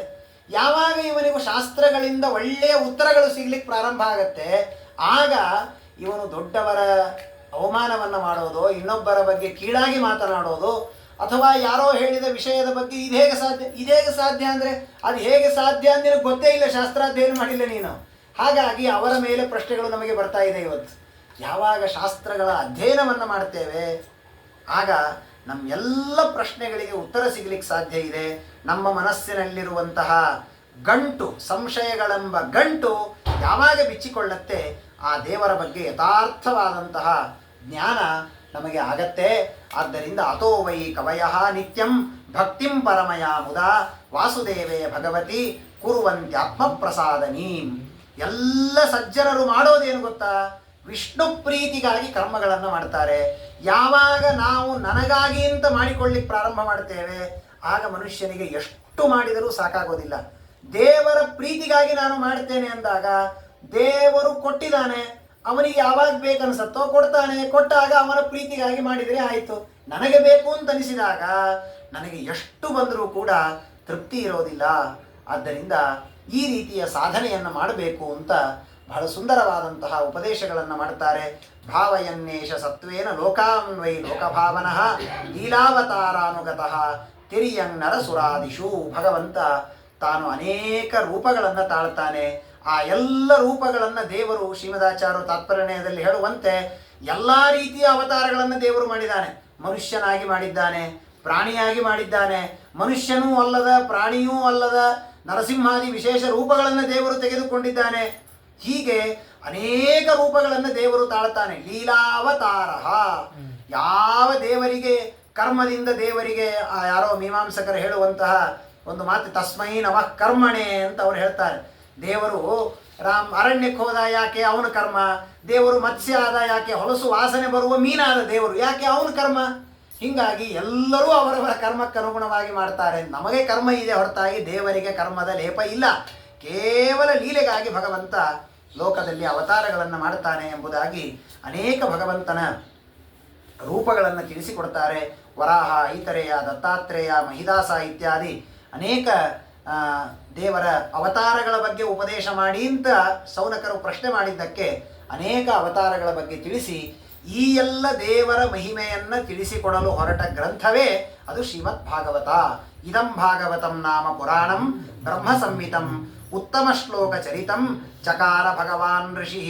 ಸಾಕ್ಷಾತ್ ಸರ್ವೋತ್ತಮರಾದ ಸರ್ವಗುಣ ಪರಿಪೂರ್ಣರಾದ ಅಜ್ಞಾನಾದಿ ದೋಷಗಳಿಂದ ದೂರರಾದಂತಹ ವೇದವ್ಯಾಸ ದೇವರು ರಚನೆ ಮಾಡಿದಂತಹ ಗ್ರಂಥ. ಒಂದು ಗ್ರಂಥದಲ್ಲಿ ದೋಷಗಳು ಯಾವಾಗ ಬರುತ್ತೆ? ರಚನೆ ಮಾಡಿದ ವ್ಯಕ್ತಿಗಳ ದೋಷದಿಂದ ಗ್ರಂಥದಲ್ಲಿ ದೋಷಗಳು ಬರುತ್ತೆ. ಆದರೆ ರಚನೆ ಮಾಡಿದ ವ್ಯಕ್ತಿಗಳು ಸರ್ವೋತ್ತಮರಾದ ವ್ಯಕ್ತಿಗಳು, ಆದ್ದರಿಂದ ಇದರಲ್ಲಿ ಯಾವ ದೋಷಗಳು ಕೂಡ ಇಲ್ಲ. ಬ್ರಹ್ಮ ಸಂಹಿತಂ, ವೇದಕ್ಕೆ ಸಮಾನವಾದಂತಹ ಅಷ್ಟು ವಿಷಯಗಳಿಂದ ಕೂಡಿದಂತಹ ಗ್ರಂಥ ಅದು ಶ್ರೀಮದ್ ಭಾಗವತ. ಅದನ್ನು ರಚನೆ ಮಾಡಿದ ವೇದವ್ಯಾಸ ದೇವರು ಲೋಕದಲ್ಲಿ ಅದು ಪ್ರಸಿದ್ಧಿಯನ್ನು ಹೊಂದಬೇಕು ಅನ್ನುವುದಕ್ಕಾಗಿ ತಮ್ಮ ಮಕ್ಕಳಾಗಿ ಅವತರಿಸಿದ ಶುಕಾಚಾರ್ಯರಿಗೆ ಅವತಾರವನ್ನು ಮಾಡಿದರು, ಉಪದೇಶವನ್ನು ಮಾಡಿದರು. ಆ ಶುಕಾಚಾರ್ಯರು ಪರೀಕ್ಷಿತರಿಗೆ ಉಪದೇಶ ಮಾಡಿದರು. ಪರೀಕ್ಷಿತನಿಗೆ ಉಪದೇಶ ಮಾಡುವಾಗ ನಾವೆಲ್ಲ ಅಲ್ಲಿ ಹೋಗಿ ಕುಳಿತುಕೊಂಡಿದ್ವಿ. ಅಲ್ಲಿ ಯಾವುದನ್ನು ನಾನು ಕೇಳಿದೆ ಅದನ್ನು ನಿನಗೆ ನಾನು ಉಪದೇಶ ಮಾಡ್ತಾ ಇದ್ದೇವೆ ಅಂತ ಸೂತಾಚಾರ್ಯರು ಅದನ್ನೆಲ್ಲ ಉಪದೇಶ ಮಾಡ್ತಾ ಇದ್ದಾರೆ. ಆಗ ಮತ್ತೆ ಶೌನಕರು ಪ್ರಶ್ನೆ ಮಾಡ್ತಾರೆ, ಇದೇನು ವಿಚಿತ್ರ, ವೇದವ್ಯಾಸ ದೇವರು ಯಾಕೆ ಭಾಗವತವನ್ನು ರಚನೆ ಮಾಡುವ ಸಂದರ್ಭ ಬಂತು? ಮೊದಲ ಪ್ರಶ್ನೆ. ಅದನ್ನು ಶುಕಾಚಾರ್ಯರು ಪರೀಕ್ಷಿತನಿಗೆ ಉಪದೇಶ ಮಾಡುವ ಸಂದರ್ಭ ಯಾಕೆ ಬಂತು? ಒಂದು ಕ್ಷಣ ಒಂದು ಕಡೆ ನಿಲ್ಲದೇ ಇರುವ ಮಹಾನುಭಾವರಾದ ಶುಕಾಚಾರ್ಯರು 7 ದಿನ ಒಬ್ಬನಿಗೋಸ್ಕರ ಪುರಾಣವನ್ನು ಹೇಳ್ತಾರೆ ಅಂದರೆ ಬಹಳ ವಿಚಿತ್ರ. ಯಾಕೆ ಅವರು ಕಥಮ ಅಲಕ್ಷಿತ ಪೌರೈಹಿ ಸಂಪ್ರಾಪ್ತ ಕುರು ಜಾಂಗಲಂ ಉನ್ಮತ್ತ ಮೂಕ ಜಡವದ್ ವಿಚರನ್ ಗಜಸಾಕ್ವಯೇ ಕಥಂ ಸ್ವಾ ಪಾಂಡವೇಯಸ್ಯ ರಾಜರ್ಷೇರ್ ಮುನಿನಾ ಸಹ ಸಂವಾದ ಸಮಭೂತ್ತಾತ ಯತ್ರೈಷಾ ಸಾತ್ವತೀ ಶ್ರುತಿ ಸ ಗೋದೋಹನ ಮಾತ್ರಂ ಹಿ ಗ್ರಹೇಶು ಗ್ರಹಮೇದಿನಾಮವೇಕ್ಷತೆ. ಅಂತಹ ಮಹಾನುಭಾವರು ವಿರಕ್ತರು, ಎಲ್ಲಿ ಏಕಾಂತ ಗತಿ ಉನ್ನಿದ್ರ ಮೂಢೋ ಮೂಢೈವೇಹತೆ, ಯಾವಾಗಲೂ ಹುಚ್ಚರಂತೆ ಇರ್ತಾರೆ, ಯಾವಾಗಲೂ ಭಗವನ್ಮಯರಾಗಿ ದೇವರ ಧ್ಯಾನವನ್ನು ಮಾಡುವ ಮಹಾನುಭಾವರ ಶುಕಾಚಾರ್ಯರು ಇನ್ನೊಬ್ಬರಿಗೋಸ್ಕರ ಅವರೇನೋ ಉಪದೇಶ ಮಾಡಿದರು, ತಮ್ಮ ಉಪಜೀವನಕ್ಕಾಗಿ ಇನ್ನೊಬ್ಬರಿಗೆ ಉಪದೇಶ ಮಾಡ್ತಾರೆ ಅನ್ನುವ ಹಂಗೆ ಇಲ್ಲ ಯಾರ ಮೇಲೆ ಅವರಿಗೆ. ಮುಂದೆ ನಾವು ಕೇಳ್ತೀವಲ್ಲ, ಆ ವಿಶ್ವರೂಪಾಚಾರ್ಯರನ್ನ ಇಂದ್ರದೇವರು ಕೇಳಲಿಕ್ಕೆ ಹೋದಾಗ ವಿಗರ್ಹಿತಂ ಧರ್ಮಶೀಲೈಹಿ ಬ್ರಹ್ಮಚರ್ಯ ಉಪವ್ಯಯ ಅಂತ ಬೈದು ಕಳಿಸ್ತಾರೆ. ನಿನಗಾಗಿ ನಾನು ಪೌರೋಹಿತ್ಯ ಮಾಡಿಸಿದರೆ ನನ್ನ ಪುಣ್ಯ ಹೋಗುತ್ತೆ, ಅದನ್ನು ಯಾರು ತಂದು ಕೊಡ್ತಾರೆ ಅಂತ. ಆ ರೀತಿ ಶುಕಾಚಾರ್ಯರು ಒಂದು ಕ್ಷಣ ಒಂದು ಕಡೆ ಇರುವವರಲ್ಲ. ಅಂಥ ಶುಕಾಚಾರ್ಯರು 7 ದಿನ ಒಬ್ಬ ಪರೀಕ್ಷಿತನಿಗಾಗಿ ಉಪದೇಶ ಮಾಡಿದರು. ಒಬ್ಬ ಪರೀಕ್ಷಿತನಿಗಾಗಿ ಉಪದೇಶ ಮಾಡಿದ್ದಲ್ಲ, ಅವರು ಅಲ್ಲಿ ಬಂದ ಸೂತರಿಗೆ ಉಪದೇಶ ಮಾಡುವ ಮೂಲಕ ನಮ್ಮೆಲ್ಲರಿಗೆ ಭಾಗವತವನ್ನು ಉಪದೇಶ ಮಾಡಬೇಕಾಗಿದೆ ಮಹಾನುಭಾವರಿಗೆ. ಹೀಗಾಗಿ ಅದರ ಬಗ್ಗೆ ನಮಗೆ ಉಪದೇಶವನ್ನು ಮಾಡಿ, ನಮಂತಿ ಯತ್ಪಾದ ನಿಕೇತಮಾತ್ಮನಃ ಶಿವಾಯ ಚಾನೀಯ ಧನಾನಿ ಶತ್ರವಃ ಕಥಂ ಸಧೀರ ಶ್ರಿಯಮಂಗ ದುಸ್ತ್ಯಜಾಂ ಈಯೇಷ ತೋತ್ಸೃಷ್ಟು ಮಹೋ ಮಹಾಸುಭಿ. ಆ ಪರೀಕ್ಷಿತ್ ರಾಜ 7 ದಿನ ಒಂದು ಕಡೆ ಕುಳಿತುಕೊಂಡು ಭಾಗವತವನ್ನು ಕೇಳಿದ ಅಂತ ಹೇಳ್ತೀರಿ. ಎಂಥ ಮಹಾನುಭಾವ! ನಮಂತಿ ಯತ್ಪಾದ ನಿಕೇತಮಾತ್ಮನ ಶಿವಾಯ ಚಾನೀಕ ಧನಾನಿ ಶತ್ರವಃ. ಎಂತೆಂತಹ ಅವನನ್ನು ಕೊಲ್ಲಬೇಕು ಅಂತ ಅಪೇಕ್ಷೆ ಪಡುವ ಶತ್ರುಗಳು ಬದುಕುವುದಕ್ಕೆ ಅವನ ಕಾಲಿಗೆ ಬಂದು ಬೀಳ್ತಾ ಇದ್ರಂತೆ. ಅಂತಹ ಪರೀಕ್ಷಿತ ಅಂದರೆ ಅಷ್ಟು ಬ್ಯುಸಿ ಶೆಡ್ಯೂಲ್ ಅವನಿಗೆ. ಸುಮ್ಮನೆ ಮನೆಯಿಂದ ಮಲ್ಕೊಂಡಿದ್ದು ಬಂದಿರ್ತೀವ್ರಿ ನಾವು, ಆರಾಮಿದ್ದೀರಾ ಅಂತ ಕೇಳಿದ್ರೆ ನಮ್ದೇನು ಕೇಳ್ತೀರಿ ಬಿಡ್ರಪ್ಪ, ಒಂದು ಕ್ಷಣ ಟೈಮ್ ಇಲ್ಲ, ಎದಕ್ಕೆ ಟೈಮ್ ಇಲ್ಲ, ಮಲ್ಕೊಳ್ಳಿಕ್ಕೆ ಟೈಮ್ ಸಾತಿಲ್ಲ ಅಷ್ಟೇ ನಮಗೆ, ಅಂಥವರು ನಾವು. ಆದರೆ ಪರೀಕ್ಷಿನ್ ಮಹಾರಾಜ ಅಖಂಡ ಭೂಮಂಡಲಕ್ಕೆ ಏಕಛತ್ರಾಧಿಪತಿಯವನು. ಅಂತಹ ಮಹಾನುಭಾವ 7 ದಿವಸ ಒಂದು ಕಡೆ ಕುಳಿತುಕೊಂಡು ಪುರಾಣವನ್ನು ಕೇಳ್ತಾನೆ. ಈಗ ನಮಗೇನಾಗ್ತದೆ, ಇದನ್ನು ಒತ್ತಿ ಹೇಳಿದ ಕೂಡ ಹಾಗಾದ್ರೆ ಪುರಾಣ ಕೇಳೋದೇ ತಪ್ಪು ಕಾಣಿಸ್ತದೆ. ಯಾಕೆಂದರೆ ಪರೀಕ್ಷಿತ್ ಹಿಂಗೆ ಯಾಕೆ 7 ದಿವಸ ಕೂತ್ಕೊಂಡು ಕೇಳಿದ, ಹಿಂಗೆ ಯಾಕೆ ಕೂತ್ಕೊಂಡು ಕೇಳಿದ ಅಂದರೆ ಪುರಾಣ ಅನ್ನೋ ಭಾಗ ಅಷ್ಟೇ ತೊಗೊಂಡ್ಬಿಡ್ತೀವಿ ನಾವು. ಪುರಾಣ ಅಲ್ಲ, ಅವನಿಗಿರುವ ದೇವರ ಪೂಜೆ ಅಂದರೆ ಅವನು ರಾಜ್ಯಭಾರ ಮಾಡಿ ಸಜ್ಜನರನ್ನು ಉದ್ಧಾರ ಮಾಡೋದೇ ಅವನಿಗಿರುವ ರಾಜ್ಯಭಾರ. ಬ್ರಾಹ್ಮಣ ಒಂದು ಕಡೆ ಕುಳಿತುಕೊಂಡು ಪುರಾಣ ಹೇಳಬೇಕು, ಕೇಳಬೇಕು. ಕ್ಷತ್ರಿಯ ಪ್ರಜೆಗಳ ರಕ್ಷಣೆಯನ್ನು ಮಾಡೋದೇ ಅವನ ದೇವರ ಪೂಜೆ. ಹಾಗಾದರೆ ಅವನು ಈ ಪುರಾಣವನ್ನು ಕೇಳುವಂತಹ ಬ್ರಾಹ್ಮಣರು ಮಾಡುವಂತಹ ಸತ್ಕರ್ಮವನ್ನು ಅವನು ಮಾಡ್ತಾ ಇದ್ದಾನೆ. ಅದಕ್ಕೇನು ಕಾರಣ? ಅದನ್ನು ದಯವಿಟ್ಟು ನಮಗೆ ಉಪದೇಶವನ್ನು ಮಾಡಿ, ಶಿವಾಯ ಲೋಕಸ್ಯ ಭವಾಯ ಭೂತಯೇ ಯ ಉತ್ತಮ ಶ್ಲೋಕ ಪರಾಯಣ ಜನಾಃ ಜೀವಂತಿನ ಆತ್ಮಾರ್ಥಮಸೌ ಪರಾಂಶ್ರಿಯಂ ಮುಮೋಚ ನಿರ್ವಿದ್ಯ ಕುತಃ ಕಲೇವರಂ. ಅವನು ದೇಹವನ್ನು ಬಿಡುವಾಗ ಭಾಗವತವನ್ನು ಕೇಳಿದ ಅಂತ ಹೇಳ್ತೀರಿ. ಅಂಥವರು ಜೀವವನ್ನು ಬಿಟ್ಟರೆ ಅವನನ್ನು ನಂಬಿ ಇದ್ದ ಸಜ್ಜನರ ಗತಿ ಏನು? ಅವರು ಬದುಕೋದೇ ತಮಗಾಗಿ ಅಲ್ಲ, ಇನ್ನೊಬ್ಬರಿಗಾಗಿ ಜೀವನವನ್ನು ಮಾಡ್ತಾರೆ. ಹೀಗಾಗಿ ತತ್ಸರ್ವಂ ನಃ ಸಮಾಚಕ್ಷ್ವ ಪೃಷ್ಟೋ ಯದಿಹ ಕಿಂಚನ ಮನ್ಯೇ ತ್ವಾಂ ವಿಷಯೇ ವಾಚಾಂ ಸ್ನಾತಂ ಅನ್ಯತ್ರ ಛಾಂದಸ. ನನಗೆ ನೀವೆಲ್ಲ ತತ್ವಗಳ ಉಪದೇಶವನ್ನು ನೀವು ಮಾಡಬೇಕು ಅಂತ ಹೇಳಿದಾಗ ಸೂತಾಚಾರ್ಯರು ಉಪದೇಶವನ್ನು ಮಾಡ್ತಾ ಇದ್ದಾರೆ. ದ್ವಾಪರೇ ಸಮನುಪ್ರಾಪ್ತೆ ತೃತೀಯೇ ಯುಗ ಪರ್ಯಯೇ ಜಾತಃ ಪರಾಶರಾದ್ಯೋಗಿ ವಾಸವ್ಯಾಂ ಕಲಯಾ ಹರೇಃ. ವೇದವ್ಯಾಸದೇವರು ದ್ವಾಪರ ಯುಗದ ಕೊನೆಯಲ್ಲಿ ಕಲಿಯುಗ ಹಾಗೂ ದ್ವಾಪರ ಯುಗದ ಸಂಧಿಕಾಲದಲ್ಲಿ ಅವತಾರವನ್ನು ಮಾಡಿದ್ದಾರೆ ಮಹಾನುಭಾವರಾದ ವೇದವ್ಯಾಸದೇವರು. ಎಲ್ಲ ಪುರಾಣಗಳ ರಚನೆ ಮಾಡಿದ್ದಾರೆ. ಮೊದಲು ವೇದಗಳ ವಿಭಾಗ ಮಾಡಿದರು. ಎಲ್ಲ ಸಜ್ಜನರ ಬುದ್ಧಿ ನಾಶವಾಗಿದೆ ಅಂತ ಗೊತ್ತಾದಾಗ 17 ಪುರಾಣಗಳನ್ನು ರಚನೆ ಮಾಡಿದ್ದಾರೆ. ಋಗ್ಯಜುಸ್ಸಾಮಾತರ್ವಾಖ್ಯ ವೇದಾಶ್ಚತ್ವಾರ ಉದ್ಧೃತಾ ಇತಿಹಾಸ ಪುರಾಣಂಚ ಪಂಚಮೋ ವೇದ ಉಚ್ಯತೆ. ಒಬ್ಬೊಬ್ಬ ಋಷಿಗಳಿಗೆ ಒಂದೊಂದು ವೇದಗಳನ್ನು ಉಪದೇಶ ಮಾಡಿ ಅವರಿಗೆಲ್ಲ ಲೋಕದಲ್ಲಿ ಪ್ರಚಾರ ಮಾಡುವುದಕ್ಕೆ ಅಂತ ಉಪದೇಶ ಮಾಡಿದ್ದಾರೆ. ಅದೆಲ್ಲ ಆದ ಮೇಲೆ ಮಹಾಭಾರತವನ್ನು ರಚನೆ ಮಾಡಿದ್ದಾರೆ. ಒಂದು ದಿನ ತಮ್ಮ ಆಶ್ರಮದಲ್ಲಿ ಕುಳಿತುಕೊಂಡಾಗ ನಾರದರು ಅಲ್ಲಿ ಬರ್ತಾರೆ. ನಾರದರು ಪ್ರಶ್ನೆ ಕೇಳ್ತಾರೆ, ಯಾಕೋ ನಮ್ಮ ಮುಖದಲ್ಲಿ ಸ್ವಲ್ಪ ಕಲಾಹೀನತೆ ಕಾಣಿಸ್ತಾ ಇದೆ, ಏನೋ ಒಂದು ಅತೃಪ್ತರಂತೆ ನೀವು ಕಾಣಿಸ್ತಾ ಇದ್ದೀರಿ, ಯಾಕೆ ನಿಮ್ಮಲ್ಲಿ ಈ ತರಹದ ಅತೃಪ್ತತೆ? ಬಹಳ ಸುಂದರವಾಗಿ ಪ್ರಶ್ನೆ ಮಾಡ್ತಾರೆ. ಕೃತವಾನ್ ಭಾರತಂ ಯಸ್ತ್ವಂ, ನಾನು ಸಾಕಷ್ಟು ಪುರಾಣಗಳನ್ನು ಈಗಾಗಲೇ ರಚನೆ ಮಾಡಿದೆ, ಆದರೂ ಕೂಡ ಯಥಾ ಧರ್ಮಾದಯೋ ಹ್ಯರ್ಥಾ ಮುನಿವರ್ಣ್ಯಾನುವರ್ಣಿತಾ ನ ತಥಾ ವಾಸುದೇವಸ್ಯ ಮಹಿಮಾ ಹ್ಯನುವರ್ಣಿತಾ. ಸಾಕಷ್ಟು ವೇದವ್ಯಾಸ ದೇವರೇ ಮಾಡಿದ್ದೀರಿ, ಆದರೆ ಧರ್ಮ ಅರ್ಥ ಕಾಮಗಳು ಎಷ್ಟು ಮೇಲ್ನೋಟಕ್ಕೆ ತೋರ್ತದೆಯೋ ಅಷ್ಟು ಮೋಕ್ಷಕ್ಕೆ ದಾರಿಯಾದ ದೇವರ ಮಹಿಮೆ ತೋರೋದಿಲ್ಲ. ಅಂತಹ ಒಂದು ಗ್ರಂಥವನ್ನು ರಚನೆ ಮಾಡಿ ನ ತಥಾ ವಾಸುದೇವಸ್ಯ ಮಹಿಮಾ ಹ್ಯನುವರ್ಣಿತ. ಹಾಗಾದರೆ ಮಹಾಭಾರತದಲ್ಲಿ ದೇವರ ಮಹಿಮಾ ಇಲ್ಲ ಅಂತ ಅರ್ಥ ಅಲ್ಲ. ನಮ್ಮಂಥ ಪಾಮರರಿಗೆ ಅದು ಹೆಚ್ಚು ಎದ್ದು ತೋರೋದಿಲ್ಲ. ಬರೀ ಏನೋ ಅಣ್ಣ ತಮ್ಮಂದಿರ ಜಗಳ ಯುದ್ಧ ಇಷ್ಟು ಮಾತ್ರ ಕೇಳುತ್ತೆ.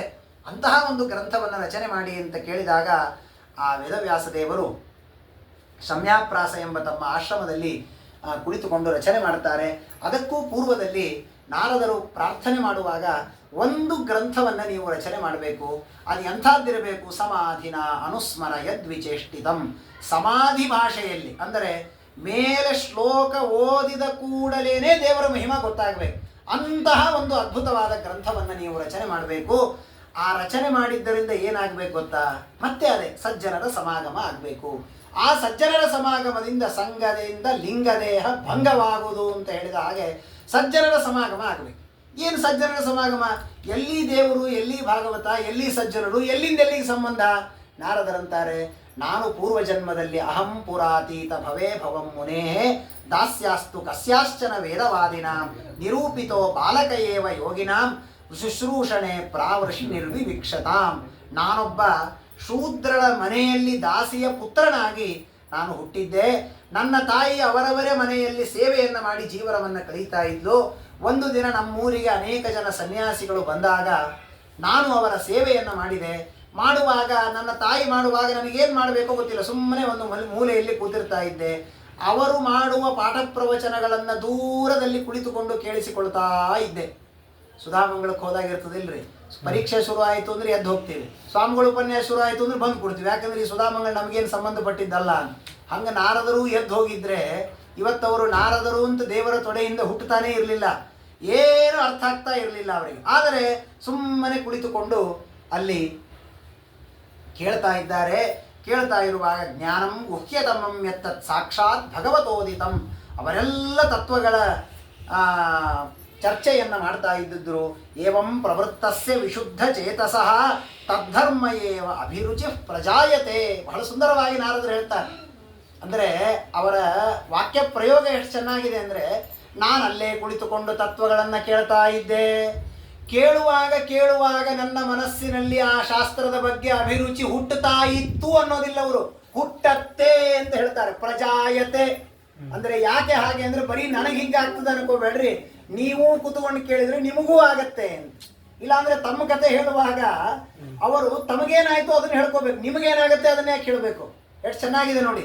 ಉಚ್ಛಿಷ್ಟಲೇಪಾನ್ ಅನುಮೋದಿತೋ ದ್ವಿಜೈಹಿ ಸಕೃಚ್ಛ ಮುಂಜೆ ಯದಪಾಚ್ಯ ಕಿಲ್ವಿಷಃ. ಮುಂದೆ ಹೀಗೆ ನಾನು ಬ್ರಾಹ್ಮಣರ ಎಂಜಲನ್ನ ತಿಂತ ಎಂಜಲು ಅಂದರೆ ಎಲಿ ಉಳಿದಿದ್ದ ಎಂಜಲಲ್ಲ, ಅವರು ಊಟ ಮಾಡಿದ ಮೇಲೆ ಪಾತ್ರೆಯಲ್ಲಿ ಉಳಿದದ್ದನ್ನು ತಿಂತಾ ಇದ್ದೆ. ತಿನ್ನುವಾಗ ಏವಂ ಪ್ರವೃತ್ತಸ್ಯ ವಿಶುದ್ಧ ಚೇತಸಃ ತದ್ಧರ್ಮ ಏವ ಅಭಿರುಚಿ ಪ್ರಜಾಯತೆ. ನನಗೊಬ್ಬನಿಗೆ ಅಲ್ಲ, ನೀವು ಹೀಗೆ ಸಜ್ಜನರ ಸಮಾಗಮ, ಅವರು ನೈವೇದ್ಯ ಮಾಡಿ ಉಳಿದ ವಿಘಸಾನ್ನವನ್ನು ತಿನ್ನಿ, ನಿಮ್ಮಲ್ಲಿಯೂ ಭಗವದ್ಭಕ್ತಿ ಉಂಟಾಗತ್ತೆ. ಹಾಗಾಗಿ ತತ್ರನ್ವಹಂ ಕೃಷ್ಣ ಕಥಾ ಪ್ರಗಾಯತಾಂ ಅನುಗ್ರಹೇಣ ಅನುಶೃಣವಂ ಮನೋಹರಾಹ ತಾ ಶ್ರದ್ಧಯಾಮೆ ಅನುಸವಂ ವಿಶೃಣ್ವತಃ ಪ್ರಿಯಶ್ರವಸ್ಯಂಗ ತದಾ ಅಭವನ್ ಮತಿಃ. ಆ ದೇವರ ಕಥೆಗಳನ್ನು ಹಾಗೇ ಹೇಳಿದ್ದನ್ನು ಕೇಳ್ತಾ ಇರುವಾಗ ಆ ದೇವರ ಬಗ್ಗೆ ಒಂದು ದಿನ ನನಗೂ ಪ್ರೀತಿ ಉಂಟಾಯಿತು. ಆ ದೇವರ ಮಹಿಮೆಯನ್ನು ನಾಯಾಕೆ ಇನ್ನೂ ಚೆನ್ನಾಗಿ ಕೇಳಬಾರದು ಅಂತ ಅನಿಸಿತು. ಎಲ್ಲೋ ಮೂಲೆಯಲ್ಲಿ ಕುಳಿತವ ನಿಧಾನವಾಗಿ ಹತ್ತಿರ ಬರಲಿಕ್ಕೆ ಶುರು ಮಾಡಿದೆ. ನಾನು ಹತ್ತಿರ ಬಂದರೂ ಅವ್ರು ನನಗೆ ಬೈಲಿಲ್ಲ, ಯಾಕೆ ನನ್ನ ಸ್ವರೂಪ ಯೋಗ್ಯತೆ ಅವರಿಗೆ ಗೊತ್ತಿತ್ತು. ದೇವರ ಮಹಿಮಾ ಇವನು ಶ್ರವಣ ಮಾಡಲಿ ಅಂತ ಸುಮ್ಮನೆ ಇದ್ದಾರೆ. ಹೀಗಾಗಿ ಹೀಗೆ ಕೇಳ್ತಾ ಇರುವಾಗ ನನಗೆ ಕೆಲವು ಬಾರಿ ಅನಿಸ್ತದೆ, ಸ್ವಾಮಿಗಳೇನು ಚಾತುರ್ಮಾಸ್ಯಕ್ಕೆ 2 ತಿಂಗಳು ಕೂತಿದ್ದಾರೆ ನಮ್ಮ ಊರಲ್ಲಿ, ಈ ಇನ್ನೂ ಪ್ರಾರಂಭ ಇದೆಯಲ್ಲ, ಈಗ ಸ್ವಲ್ಪ ವ್ರತ ಕಳೀಲಿ, ಒಂದು 15 ದಿವಸ ಆದರೆ ಶಾಖವ್ರತ ಮುಗೀತದೆ, ಆಮೇಲೆ ಚಾತುರ್ಮಾಸ್ಯಕ್ಕೆ ಹೋಗ್ಲಿಕ್ಕೆ ಶುರು ಮಾಡಿದರೆ ಆಯಿತು. ನಿಜ, ಶಾಖವ್ರತ ಮುಗೀತದೆ, ಆದರೆ ಚಾತುರ್ಮಾಸ್ಯವೂ ಮುಗಿದು ಸ್ವಾಮಿಗಳು ಹೊರಟ ಮೇಲೆ ಅಷ್ಟು ಜ್ಞಾನದಿಂದ ನಾವು ವಂಚಿತರಾಗ್ತೀವಲ್ಲ. ಹಾಗೆ ಆ ತತ್ವಗಳನ್ನು ಕೇಳ್ತಾ ಕೇಳ್ತಾ ಆನಂದ ಪಡ್ತಾ ಇದ್ದಾರೆ. ಆದರೆ ಕಾಲ ಯಾರ ಕೈಯಲ್ಲೂ ಇಲ್ಲ. ಅವರ ಚಾತುರ್ಮಾಸ್ಯದ ಕಾಲ ಮುಗಿದು ಹೋಯಿತು, ಅವರು ಹೊರಡ್ತಾ ಇದ್ದಾರೆ. ಆಗ ಸಂಕೀರ್ತ್ಯಮಾನಂ ಮುನಿಭಿರ್ ಮಹಾತ್ಮವಿಹಿ ಭಕ್ತಿ ಪ್ರವೃತ್ತ ಆತ್ಮರಜಸ್ತಮೋಪಹ. ಎಷ್ಟು ಚೆನ್ನಾಗಿದೆ ನೋಡಿ. ಹಿಂದೆ ಹೇಳಿದ್ರು ಕಥೆ ಕೇಳುವಾಗ ಭಕ್ತಿ ಹುಟ್ಟಿತು ಅಂತ, ಇಲ್ಲೂ ಹೇಳ್ತಾರೆ ಕೇಳ್ತಾ ಕೇಳ್ತಾ ಭಕ್ತಿ. ಮತ್ತೇನು ಭಕ್ತಿ ಹುಟ್ಟೋದು? ಆದರೆ ರಜಸ್ತಮ, ಆ ಭಕ್ತಿ ಹುಟ್ಟುವಾಗ ಆತ್ಮ ರಜಸ್ತಮೋಪಹ. ಹಿಂದೆ ಕಲುಷಿತವಾದ ಭಕ್ತಿ ಇತ್ತು, ಆ ಭಕ್ತಿಯ ಜೊತೆಗೆ ನಮಗೆ ರಜೋಗುಣ ತಮೋಗುಣ ಎಲ್ಲ ಸೇರ್ಕೊಂಡಿತ್ತು. ಹಾಗೆ ಕೇಳ್ತಾ ಕೇಳ್ತಾ ಕೇಳ್ತಾ ಇರುವಾಗ ಆ ರಜಸ್ತಮೋ ಗುಣಗಳು ಹೋಗಿ ಶುದ್ಧವಾದ ಸಾತ್ವಿಕವಾದ ಭಕ್ತಿ ಹುಟ್ಟಿ ನೋಡಿ. ನಾವ್ಯಾಗ ಹೋದ ಸಲೇ ಪ್ರೋಷ್ಠಪದಿನೂ ಕೇಳಿವಿ, ಮತ್ತು ಈ ಸಲೇ ಪ್ರೋಷ್ಠಪದಿ. ಭಾಗವತನೂ ಅದೇ, ಹೇಳೋ ಆಚಾರೂ ಅವರೇ, ಅದೇ ಶ್ಲೋಕ ಅವ್ರು ಹೇಳ್ತಿರ್ತಾರಲ್ಲ. ಯಾರೋ ನಮ್ಮ ಕೃಷ್ಣಾಚಾರ್ಯ ಹೇಳ್ತಿರ್ತಾರೆ, ಯಾರೋ ಒಬ್ಬಕ್ಕೆ ಪುರಾಣ ಆದ್ಮೇಲೆ ಕೇಳಿದ್ರಂತೆ. ಅವ್ರು ಹೇಳಿದ್, ನೀವೇನು ಪ್ರತಿ ಸಲ ಪುರಾಣ ಹೇಳೋ ಮುಂದೆ ಸೂತರು ಪ್ರಶ್ನೆ ಮಾಡಿದ್ರು, ಶೌನಕರು ಕೇಳಿದ್ರು, ಸೂತರು ಹೇಳಿದ್ರು, ಪರೀಕ್ಷಿತ ಕೇಳ್ದ, ಶುಕಾಚಾರ್ಯ ಹೇಳಿದ್ರು, ಇದನ್ನೇ ಹೇಳ್ತಿರಲ್ಲ ಪ್ರತಿ ಸಲ ಅಂತ. ಅವ್ರು ಹೇಳಿದ್ದೆ ಹಂಗಮ್ಮ, ನಾ ಏನು ಉಲ್ಟಾ ಮತ್ತು ಒಂದ್ಸಲ ಶುಕಾಚಾರ ಪ್ರಶ್ನೆ ಮಾಡಿ ಪರೀಕ್ಷಿತ ಉತ್ತರ ಹೇಳಲಿಕ್ಕೆ ಸಾಧ್ಯ ಇಲ್ಲ. ಆದರೆ ಯಾಕೆ ಮತ್ತೆ ಮತ್ತೆ ಮತ್ತೆ ಆ ತತ್ವಗಳನ್ನು ನಾವು ಕೇಳಬೇಕು? ಅಥವಾ ಮತ್ತೆ ಭಾಗವತ ಕೇಳೋದು ಬೇಡ ನೀವು.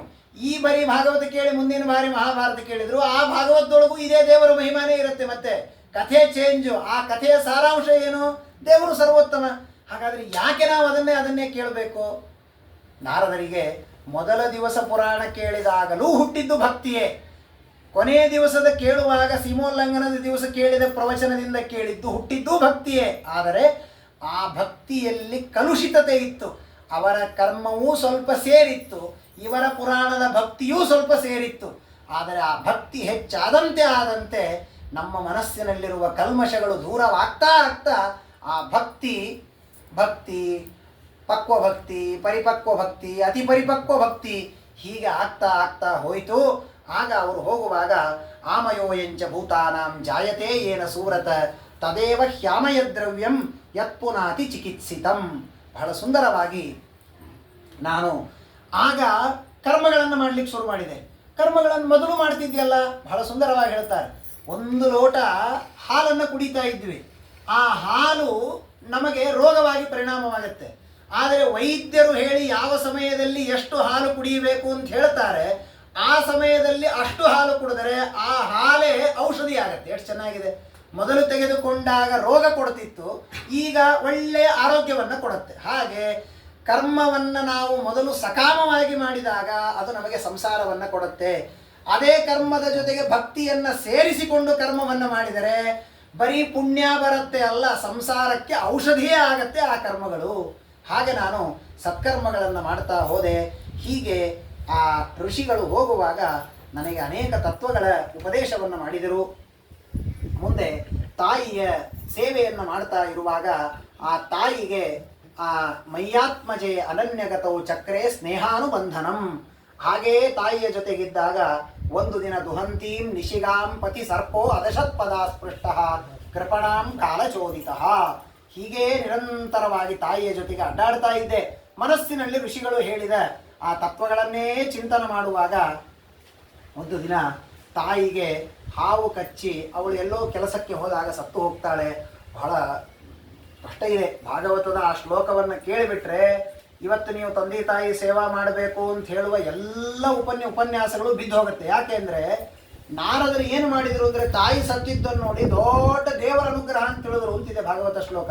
ಅನುಗ್ರಹಂ ಮನ್ಯಮಾನಃ. ತಾಯಿ ಸತ್ತಿದ್ದನ್ನು ನೋಡ್ರಿ ನಾರದರ್ಕಿಂತ ನಾವೇ ಬೆಟರ್. ಕೊಂದಿಲ್ಲ ತಾಯಿ, ಇನ್ನೂ ನಾವು ಅನಾಥಾಶ್ರಮದಾಗ ಇಟ್ಟು ಬಂದೀವಿ. ನಾರದರು ಸತ್ಕುಳೆ ಆನಂದ ಪಟ್ಟರು ಅಂತಿದೆ. ನಿಜ, ಅಷ್ಟೇ ಭಾಗ ನೋಡಬಾರದು. ಪ್ರಾತಿಷ್ಠಂ ದಿಶಮುತ್ತರಂ. ಯಾಕೆ ಅವ್ರು ಹಂಗೆ ಅನ್ಕೊಂಡ್ರು ಅಂದರೆ ತಾವು ತಪಸ್ಸು ಮಾಡಲಿಕ್ಕೆ ತಾಯಿ ಅಡ್ಡಿಯಾಗಿದ್ಲು. ನಾವು ಮನೆಯಲ್ಲಿ ಮಜಾ ಮಾಡಲಿಕ್ಕೆ ಅವಳು ತಾಯಿಯನ್ನು ಬಿಟ್ಟು ಬಂದಿಲ್ಲ. ಅವರು ತಮ್ಮ ಮೋಕ್ಷೋಪಯೋಗಿಯಾದ ಸಾಧನೆಗೆ ತಾಯಿಯ ಶುಶ್ರೂಷೆ ಅಡ್ಡಿಯಾಗಿತ್ತು. ಅವಳಾಗಿಯೇ ದೇವರು ಅವಳನ್ನು ಕರೆದುಕೊಂಡು ಹೋದ ಮೇಲೆ ನನ್ನ ಸಾಧನೆಗೆ ಇನ್ನೂ ಅನುಕೂಲ ಆಯಿತು ಅಂತ ತಕ್ಷಣದಲ್ಲಿ ಉತ್ತರ ದಿಕ್ಕಿಗೆ ಹೊರಟಿದ್ದಾರೆ, ತಪಸ್ಸು ಮಾಡಿದ್ದಾರೆ.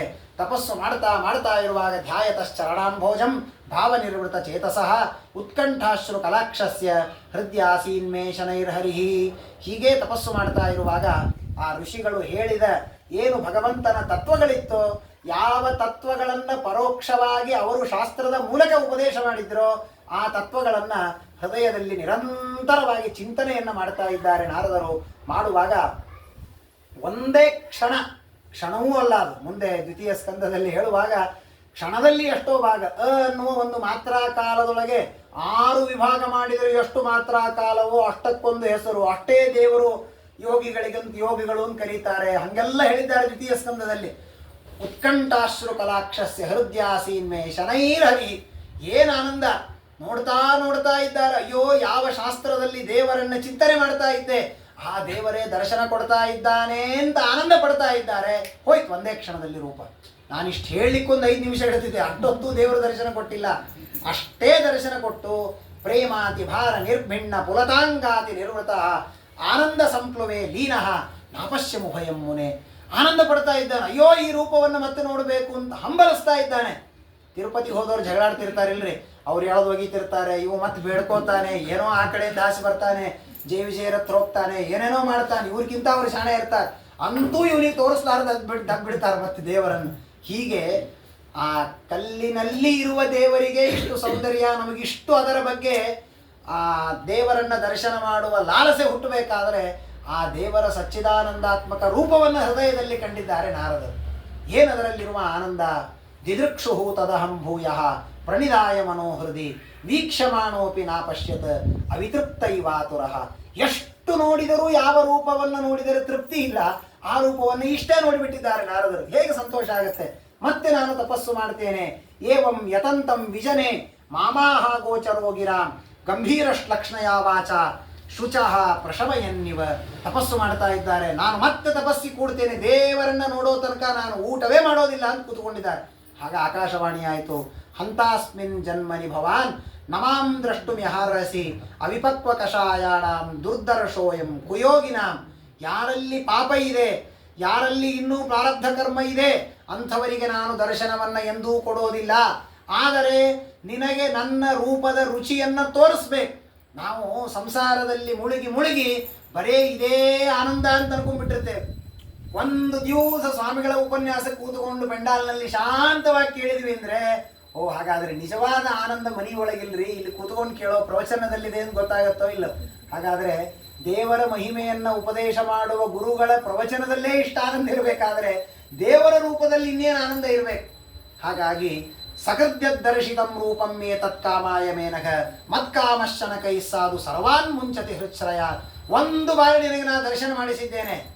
ಟೀಕಾಕೃತ್ಪಾದರು ಹೇಳ್ತಾರೆ, ಏನದು ಟೀಕಾಕೃತ್ಪಾದರು ಹೇಳುವಾಗ ಅವ್ಯಕ್ತ ಸ್ವರೂಪೋಪಿ ಭಗವಾನ್ ಅಂತ.